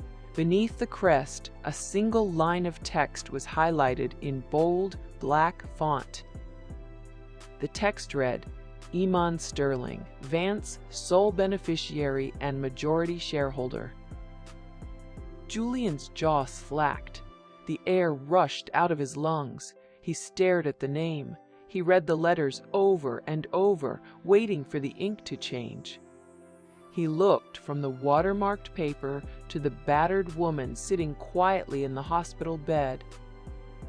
"Sterling," Julian breathed the word. It tasted like battery acid on his tongue. "No, your last name is Hayes. You lived in a studio apartment in Midtown. You drove a leased Honda. You mopped up vomit on the night shift." Richard stepped closer. He invaded Julian's air, forcing the younger man to lean back. "My daughter never needed your money. She was testing your character. You failed." Julian stumbled backward. His expensive leather Oxford caught the edge of the linoleum tile. He bumped hard into Serena. Serena shrank away. The crimson silk rustled as she backed toward the doorframe. Her dark eyes darted from the gold-embossed document to the 12 corporate lawyers blocking her exit. "Serena's medical credentials have been suspended." A fourth attorney closed a thick leather binder. His voice cut through the heavy silence. "The equity transfer for the Oak Ridge Annex has been shredded. Her access to the private cosmetic wing is permanently revoked." Serena gasped. She saw the screens displaying the frozen Cayman accounts. She saw the Buckhead penthouse listed as a seized asset. "Julian!" Serena backed toward the hallway. Her voice shook. The honeyed, demanding purr was gone, replaced by a shrill panic. "Julian, what is he talking about? Who are these people?" Julian could not speak. The vein in his temple stopped pulsing. His skin turned the color of wet cement. He looked at the massive security contractors guarding the door. He looked at the satellite phones connecting directly to federal judges. He looked at the $5 billion crest woven into the silk pocket square of the man standing before him. His illusion shattered. He had routed his embezzled funds into shell companies monitored by this very conglomerate. He had filed fraudulent custody papers against the sole heir to the city's largest medical monopoly. He had shoved the owner of the hospital onto her own Italian marble floor. Iman watched him. She sat surrounded by unimaginable wealth, holding the breathing future of the Sterling Empire against her chest. She did not yell. She did not gloat. Her silence was a guillotine suspended directly over his neck. Julian opened his mouth. No sound came out. His manicured hands began to shake. The gold Rolex rattled against his wrist bone. He stared at the woman he thought he had destroyed. The floor vanished beneath his feet. The battlefield shifted downstairs. Justice demanded a public stage. The titanium wheels of the medical transport chair glided over the Italian marble, the perfectly spherical bearings emitting a soft, almost imperceptible hum that vibrated up through the metal frame. The exact same marble, the exact same suffocating chill radiating from the stone. The VIP emergency ward looked exactly as it had 32 hours ago. A yellow mop bucket sat forgotten in the shadows of the alcove, a silent witness trapped in the sterile, unchanging purgatory. The harsh, industrial fluorescent surgical bulbs mounted in the drop ceiling cast the same blinding, fractured starbursts across the brushed steel countertops of the nurse's station. The entire floor smelled of sharp chemical bleach, industrial synthetic floor wax, and the faint, bitter ghost of spilled hospital coffee that had burned on a hot plate 3 shifts prior. The heavy, reinforced plastic clipboard Julian had shattered in his rage still possessed a tiny, jagged shard wedged deep in the baseboard beneath the telemetry monitors, a microscopic monument to his violence. Iman sat still in the plush black leather of the transport chair. She wore a pristine cream silk robe meticulously draped over the cheap, faded cotton of her hospital gown, a deliberate visual echo of the tailored surgical scrubs she used to wear before her world had been ripped apart.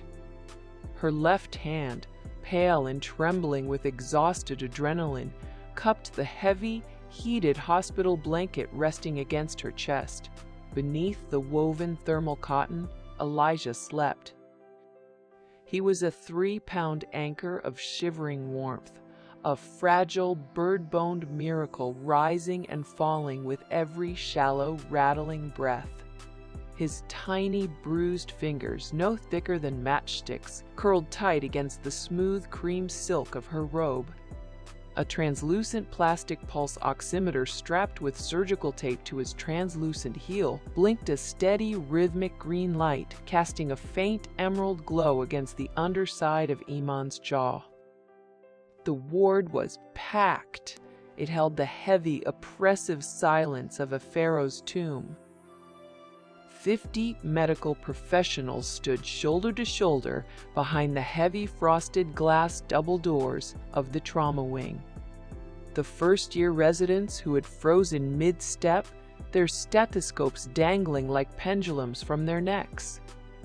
The veteran telemetry nurses who had collectively looked down at their rubber-soled shoes to avoid making eye contact with the destruction. 3 senior executive board members from the Sterling Health Group stood rigidly near the biohazard disposal, wearing bespoke navy wool suits that cost more than a surgical suite.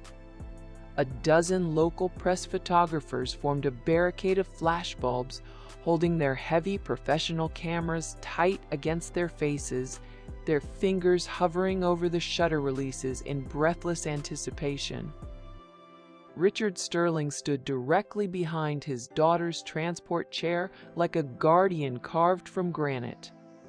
He leaned his immense, towering weight onto his platinum-handled ebony cane, his knuckles white with the sheer force of his restrained fury. The 12 cutthroat corporate attorneys he had summoned from the city's most ruthless firm formed a solid, unblinking semicircle around the brushed steel triage counter, effectively walling off the only viable exits to the corridor. Julian Vance stood isolated in the center of the kill zone. His charcoal bespoke suit, tailored to project an aura of absolute dominance, now hung terribly heavy on his rigid shoulders. The ambient, merciless glare of the overhead surgical lights caught the faint, oily sheen of cold sweat gathering along his upper lip and the sharp ridge of his cheekbones. He stood, paralyzed, on the exact geometric spot where he had shoved his pregnant wife to the cold marble floor just hours before. Serena Croft stood a deliberate, calculated 2 feet away from him. Her backless crimson silk cocktail dress clashed violently against the pale blue, green, and sterile white of the medical environment, rendering her a walking open wound in the center of the room. Her heavy, interlocking gold chain bracelets hung motionless against her wrists. Her manicured nails dug half-moon crescents into her own palms. Marcus Thorne stepped forward from the deep, sterile shadows of Trauma Bay 1.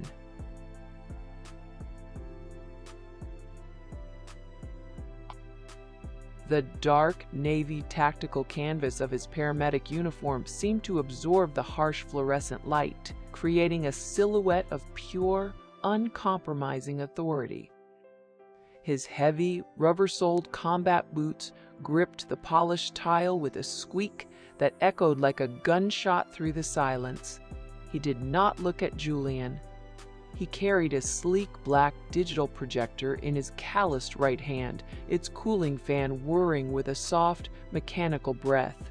He set the heavy device down on the brushed steel counter of the nurse's station with a definitive thud. A thick, braided digital video cable snaked from the rear output port of the projector directly to the black rubberized housing of the tactical body camera securely clipped to the center of his chest harness. Marcus reached out. His thick finger pressed a single rubberized button. A massive, high-definition projection instantaneously illuminated the expansive blank white plaster wall directly behind the main triage desk. The green LED indicator light of the camera interface blinked once, then abruptly switched to the decrypted recording. The footage played an agonizing, inescapable ultra-high-definition resolution, ultra-wide angle, unforgiving. It captured the exact weave of the dark charcoal suit. It captured the vibrant, bloody hue of the red blouse. It captured the sudden, vicious, explosive force of Julian's manicured hand closing like a steel vise around Iman's fragile shoulder. It captured the sickening, echoing crack of her knee hitting the unyielding stone floor, a sound that made 3 of the watching nurses flinch backward. The audio track hissed violently through the high-fidelity ward speakers mounted in the ceiling, amplifying the cruel, high-pitched, mocking laugh Serena had aimed like a dagger at a helpless, terrified pregnant woman bleeding on the ground. The barricade of photographers' shutters fired in rapid, deafening mechanical succession. Clack, clack, clack, clack. The relentless strobe effect of the high-powered flashes painted Julian's ashen, terrified face in stark, blindingly white bursts of absolute exposure.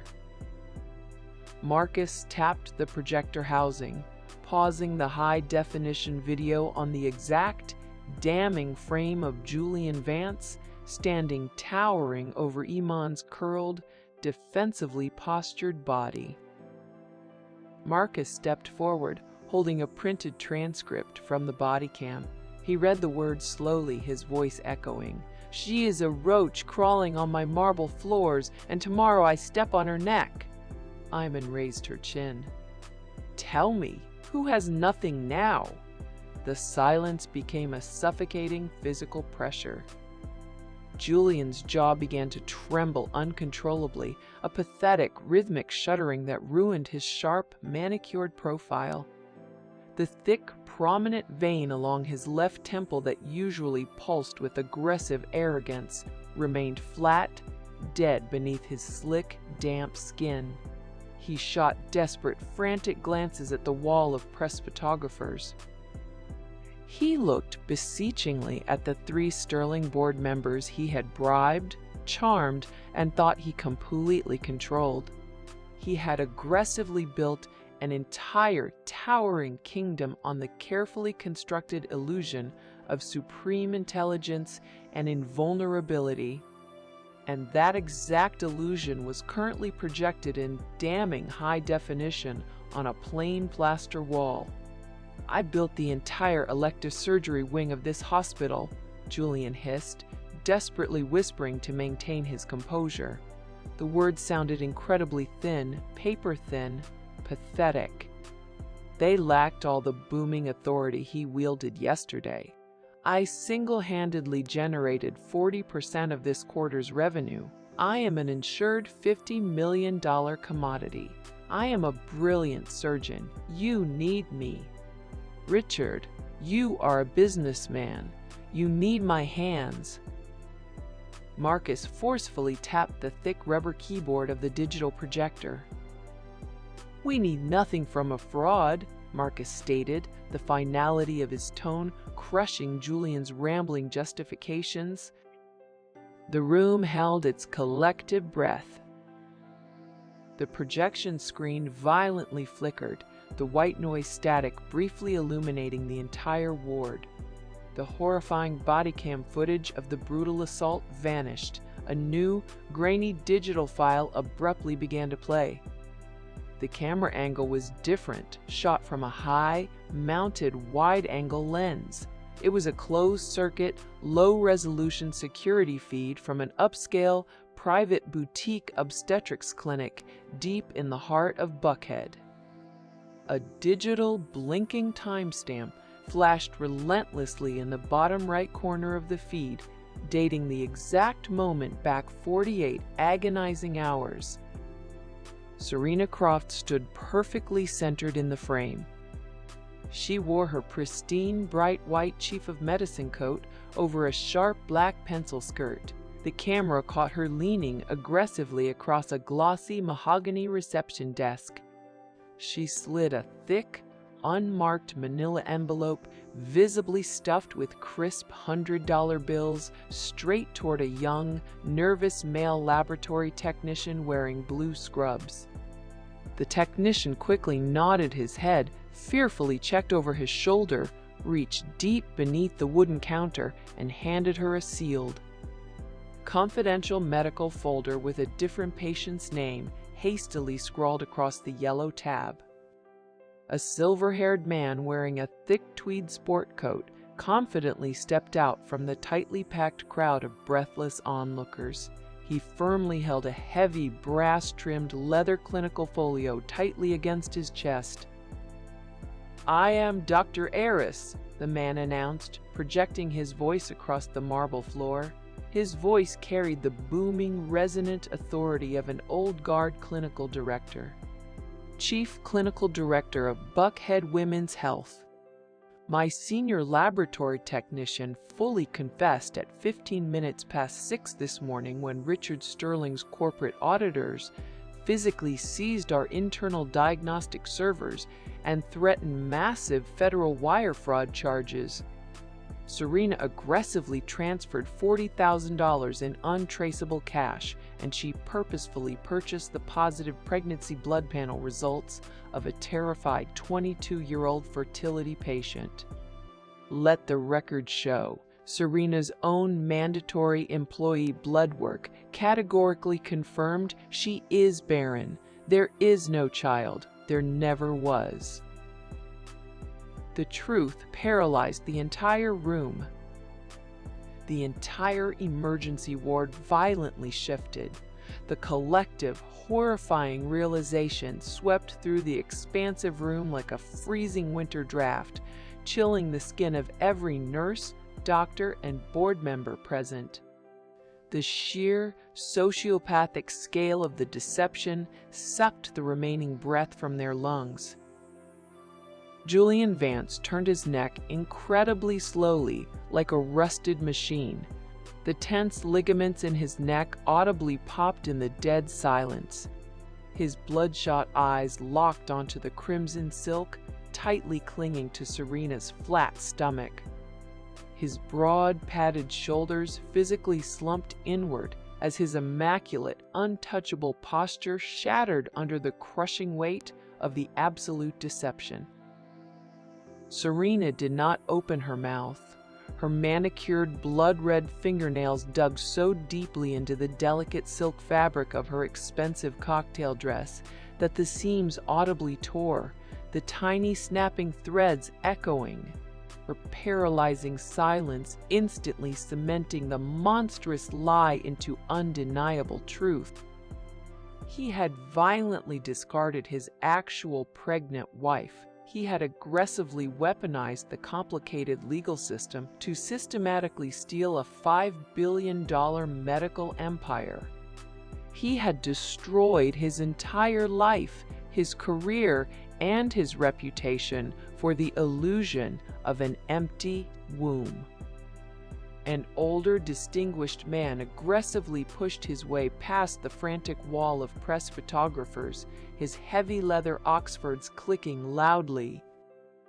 Dr. Arthur Croft wore a vintage, impeccably tailored charcoal suit that commanded absolute respect.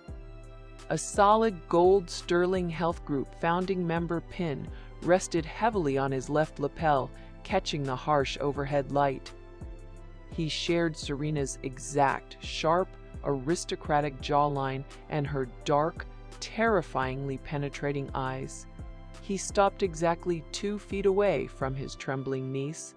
His expression held no pity. He stared down in abject disgust at the absurd red stiletto heels, the thick, flashy gold chain bracelets, and the frozen, horrifying panic warping her painted, trembling lips. 80 years, Dr. Arthur Croft said, his voice a low, lethal rumble that shook the air around them.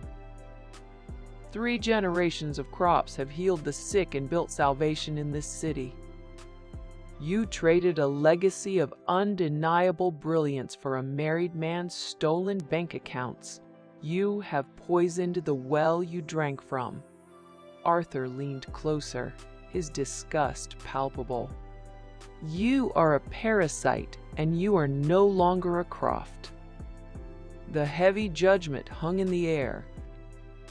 Arthur immediately turned his broad back on her and walked deliberately back into the dense, silent crowd, severing her from her name, her family, and her future. Serena visibly swayed on her high heels. The brassy, frantic clank of her heavy gold jewelry sounded incredibly loud against the silence. The entire structural foundation of her ruthless ambition dissolved beneath her red, lacquered soles, leaving her standing over an endless abyss. Iman gently rubbed her soft thumb over Elijah's impossibly fragile spine through the heated blanket. The tiny boy let out a wet, reedy sigh, oblivious to the monumental, crushing destruction of the exact people who had aggressively tried to violently erase him from existence. His breathing remained slow, heavy, and infinitely protected within the warm, soft fold of the cream silk robe. A young woman hesitantly stepped out from the far periphery of the main nurse's station, her eyes swollen from crying. Elise shook so incredibly hard, her standard-issue blue pediatric scrubs rustled like dry leaves in the wind. She held the thick, heavy plastic day-shift charge nurse badge in her trembling, clammy right hand. She aggressively refused to even glance in Julian's direction. She walked directly toward the soft black leather of Iman's transport chair, her steps uncoordinated. Hot, heavy tears spilled rapidly over her dark cheeks, leaving wet, messy tracks through her carefully applied makeup. Elise dropped the heavy plastic badge directly onto the cold Italian marble floor. It bounced exactly once, the metallic clip striking the stone with a sharp clink. "I lied!" Elise cried out. Her voice cracked terribly, the painful sound echoing violently down the massive, empty VIP corridor. She bravely looked directly at the intimidating wall of press cameras, violently forcing herself to testify permanently on the undeniable record. Julian Vance threatened to immediately blacklist my state medical license. He told me I would never work in pediatric care in this state again, and Serena formally offered me a massive promotion to physically pack up all of Iman's personal apartment belongings and forcefully change the digital security locks. I bagged up her prenatal vitamins. I threw her ultrasound photos into a cardboard box while she was bleeding on the floor. I wanted the title so badly I abandoned my absolute best friend for a dirty paycheck. I am guilty. The confession echoed in the silence. Elise immediately backed away, head bowed in absolute shame, stepping back into the shadows to join the pitiful ranks of the disgraced. The icy water rose fast. The allies he had bought with stolen hospital funds were turning state's evidence before his horrified eyes. His medical empire was gone. The hospital he thought he managed was prosecuting him right in the middle of the lobby. He frantically straightened his expensive silk tie. He squared his slumping shoulders in one final, pathetic act of defiance. He aggressively reached deep into his heavy leather folio, desperately searching for the thick stack of signed ex parte custody papers he genuinely thought still held absolute legal power over the room. "Listen to me right now," Julian commanded. He aggressively raised his voice to a booming shout, desperately attempting to summon the terrifying, godlike authority he wielded just yesterday afternoon. "I have the signed ex parte papers. A superior court judge signed these documents. I am still the chief surgical director. You are all in direct violation of a binding court order. I demand you listen." A press photographer slowly lowered his heavy camera. He casually turned around, ignoring the screaming man, to slowly check his buzzing cell phone. A veteran telemetry nurse calmly picked up a fresh, warm stack of white hospital linens from the brushed steel counter. She turned her back on Julian and walked steadily away down the sterile hallway, her rubber shoes squeaking quietly. Richard Sterling simply leaned his massive weight heavily on his platinum cane, his cold eyes casually watching a tiny speck of dust slowly drift straight through the harsh fluorescent light above Julian's head. Nobody looked at Julian Vance. Nobody shouted him down. Nobody called security. The ultimate crushing punishment was not a chaotic screaming match or a physical altercation. It was pure, unadulterated apathy. The hundreds of medical professionals he had ruthlessly terrorized and dominated simply ceased to actively acknowledge his physical existence. He was suddenly a powerless, invisible ghost haunting a massive room that no longer belonged to him in any capacity. The heavy, dark, bespoke suit swallowed his increasingly desperate, frantic, rambling legal justifications until his voice became nothing more than background static. Iman slowly placed her pale right hand firmly on the heavy, padded black armrest of the wheelchair. Her bruised, violently damaged knee immediately screamed a sharp, jagged, throbbing warning straight up her leg. The freshly sutured surgical incision stretched horizontally across her tender abdomen actively burned with blinding, fresh fire. She ignored the paralyzing agony. She held the 3-pound breathing heir to a $5 billion medical dynasty incredibly secure against her bruised collarbone. She locked her jaw. She stood. The moment stretched out. Every eye tracked her movement. Iman stood. Her right knee trembled. The torn ligaments burned with a white-hot agony that threatened to snap her spine in two. She locked the joint. She forced her center of gravity to shift, anchoring her weight over her good leg. The Italian marble beneath her bare feet felt cold, a stark reminder of the exact spot where she had been shoved into the dirt. She adjusted the pristine cream silk robe draped over her shoulders. Elijah shifted against her chest. The 3-pound boy let out a tiny, rattling sigh. His translucent, bruised fingers remained tangled in the delicate silk covering her breastbone. He smelled of sterile iodine, fresh milk, and the raw electrical scent of survival. His fragile ribs expanded against her palm. He was a living, breathing testament to everything Julian had failed to destroy. The emergency ward remained frozen in a suffocating silence.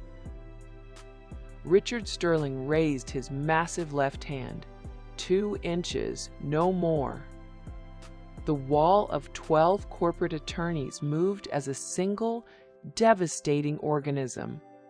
The senior counsel in the slate gray suit stepped forward, his heavy Italian leather Oxfords striking the linoleum with the finality of a judge's gavel. He did not look at Julian. He looked down at a glowing digital tablet locked in a thick titanium case. The hostile takeover of Oak Ridge Medical Center is confirmed, the attorney stated, his voice flat, mechanical, and devoid of pity. At 8:02 this morning, the Sterling Health Group Board of Directors voted unanimously to dissolve the autonomous directorship of this annex. The legal transition of power executed across all state and federal servers exactly 5 minutes ago. You are trespassing on private property. Julian stared at the tablet. His chest heaved. The bespoke charcoal suit, tailored to project absolute dominance, suddenly looked like a cheap costume. "You cannot seize a private hospital in a day," Julian gasped. The arrogant boom of his voice fractured, slipping into a frantic, reedy pitch. "There are injunctions. There is due process." "We did not seize it," the attorney replied, swiping a manicured finger across the glass screen. "We reclaimed it. You managed our asset, and you stole from the vault. Our forensic accountants breached the Cayman Island shell corporations holding the embezzled operational funds at midnight. The $5 million you stole for the Buckhead penthouse has been routed back into the Central Sterling Trust. The deed to the penthouse was shredded an hour ago. The locks have been changed." The attorney tapped the screen one final time. "Your surgical license was flagged by the State Medical Board at 8:15. Your credentials are dead." The financial cage Julian had spent 3 years building dissolved into smoke. The multi-million-dollar safety net, the offshore accounts, the pristine reputation, they vanished in a handful of keystrokes. He owned nothing. He controlled nothing. He was a ghost haunting a hospital he had tried to steal.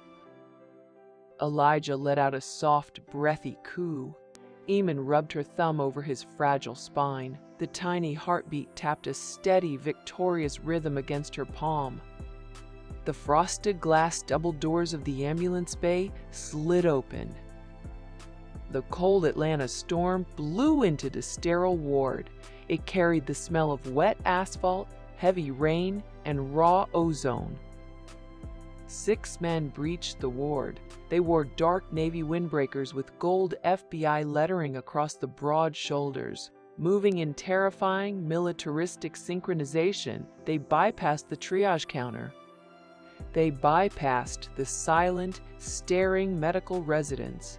Their heavy tactical boots left damp, muddy prints across the pristine Italian marble. They wore heavy nylon tactical belts loaded with steel restraints, sidearms, and radios buzzing with encrypted static.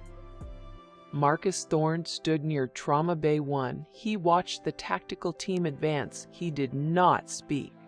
His silence was the ultimate punishment, a quiet witness to the karmic execution of the man who had ordered him to turn a blind eye. Marcus unclipped the digital projector from his laptop, severing the feed, leaving the plaster wall blank. The show was over. The reality had arrived. "Julian Vance." The lead federal agent did not yell. He did not read a cinematic list of rights. He reached into the breast pocket of his tactical vest. He produced a thick, tightly rolled federal warrant bearing the heavy seal of the Department of Justice. Federal wire fraud, corporate embezzlement, interstate financial tampering. Julian took a step backward. His expensive leather Oxford squeaked against the slick tile. His bespoke charcoal suit strained against his erratic, panicked breathing. He looked at the federal agents closing the distance. He looked at the wall of press photographers pressed against the hallway glass, their camera lenses tracking his every twitch. "I am an insured $50 million asset." The words cracked. It was a hollow, desperate shield raised against a firing squad. The lead agent did not hesitate. He lunged forward. He grabbed Julian's left wrist with a grip like a vice. The manicured hand twisted. The heavy gold Rolex flashed under the harsh surgical bulbs. The agent forced the arm in a brutal, efficient arc behind the tailored charcoal jacket, nearly popping the shoulder joint. Click! Heavy, cold steel ratcheted tight against bone. Julian gasped. The air rushed out of his lungs. He twisted his torso, pulling his right arm away in a blind panic. The remaining delusion of his untouchable status shattered into a million jagged pieces. Two more agents collapsed on his shoulders, driving their combined body weight downward with unforgiving force. Gravity claimed him. Julian hit the floor. His knees missed the slick Italian marble and slammed directly into the edge of the plush maroon carpet runner lining the triage desk. The thick, woven wool fibers pressed hard into his kneecaps. He slumped forward. The second steel cuff snapped shut around his right wrist. Click. The sound echoed off the drop-ceiling tiles. It was the sharp, unmistakable mechanical bite of a trap locking permanently into place. 50 feet away, Serena Croft retreated. Her red stilettos clicked a frantic, uncoordinated rhythm in reverse across the Italian marble. The lacquered heels slipped on the damp footprints left by the tactical boots. The crimson silk of her backless dress caught the harsh fluorescent light, turning her into a glowing beacon of guilt amidst the sterile white and blue scrubs of the staff. She hit the stainless steel biohazard bin. The heavy metal clanged loudly. She spun around, searching the faces of the medical staff for a single sympathetic eye. The nurses looked away. The residents stared through her. The disgraced chief of medicine was a ghost. A female federal agent stepped directly into Serena's path, blocking the corridor to the East Wing. Serena Croft, accessory to wire fraud and medical extortion. Serena shook her head. Her dark eyes widened in raw terror. The heavy gold chain bracelet slid down her forearms, clanking together in a chaotic, brassy panic. She looked at Julian kneeling on the carpet. She looked at the steel handcuffs binding his wrists behind his back. The man who was supposed to hand her the keys to the city was currently chained to the floor, stripped of his crown. "I didn't sign the transfers." Serena's voice pitched into a shrill, hysterical whine. She pointed a trembling finger at Julian. "He manipulated the ledgers. I had nothing to do with the Cayman accounts. He forced me to hide the flash drive." Julian snapped his head up. His jaw dropped. The betrayal hit him like a physical blow, draining the last remaining color from his face. The woman he had traded his marriage for was actively selling him to the federal government to save her own skin. The female agent grabbed Serena's wrists. She slammed them together. The steel cuffs snapped closed directly over the flashy gold jewelry, driving the heavy chain links deep into her painted skin. "Walk!" The agent shoved Serena forward. The barricade of local press photographers had been forced into the main corridor by Sterling security contractors. They stood packed shoulder to shoulder behind the heavy, reinforced glass walls of the ward. The massive camera lenses pressed directly against the transparent panes. The red recording lights of television cameras blinked aggressively through the glass. Serena was marched toward the exit. The flashbulbs erupted. The strobe effect penetrated the glass, painting Serena's ruined face in blinding white bursts. She ducked her chin. She tried to hide behind her bound hands. The bright crimson dress offered no camouflage. The press captured every terrified tear. They documented every ruined streak of mascara on the disgraced doctor. One photographer shouted a muffled question through the thick glass about the fake pregnancy results. Serena flinched. Her left ankle twisted outward.